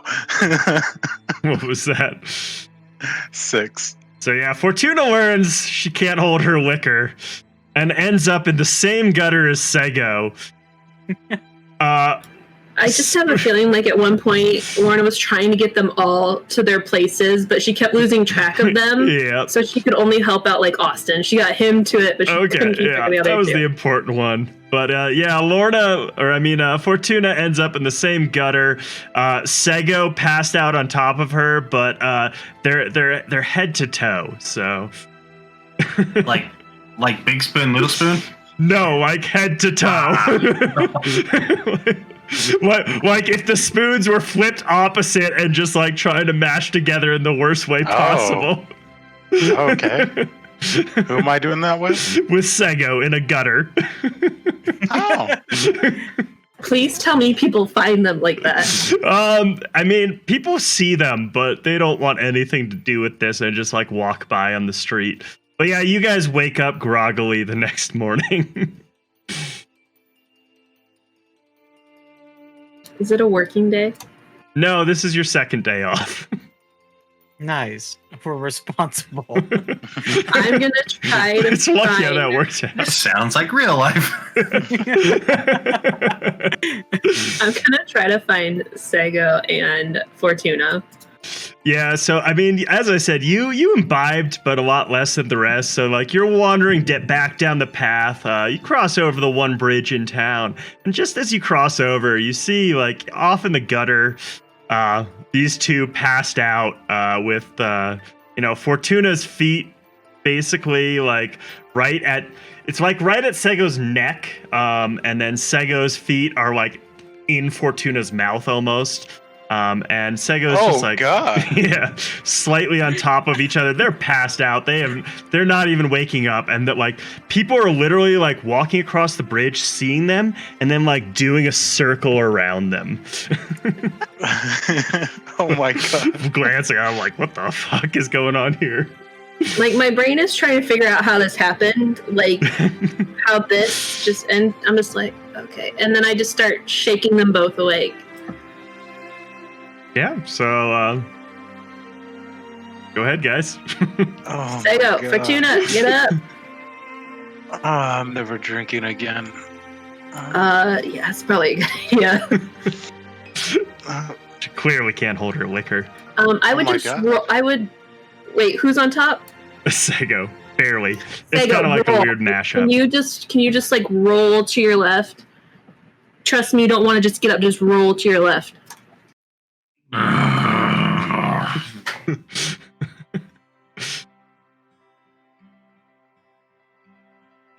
What?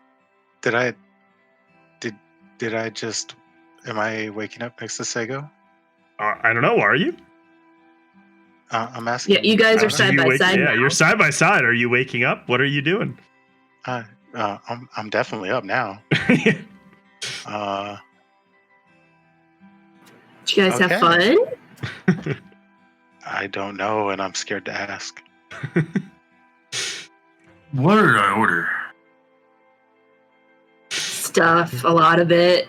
There's a lot of stuff. Some weird gibberish that only Austin knows about. Yeah, it's like a foreign language, and I can't. You'd have to ask him. I kind of lost you guys. I tried to get you home, but you guys just kept saying something about more meat and just kept walking. But this sounds right. I kind of remember that. Yeah, I'm so, gonna beg you though.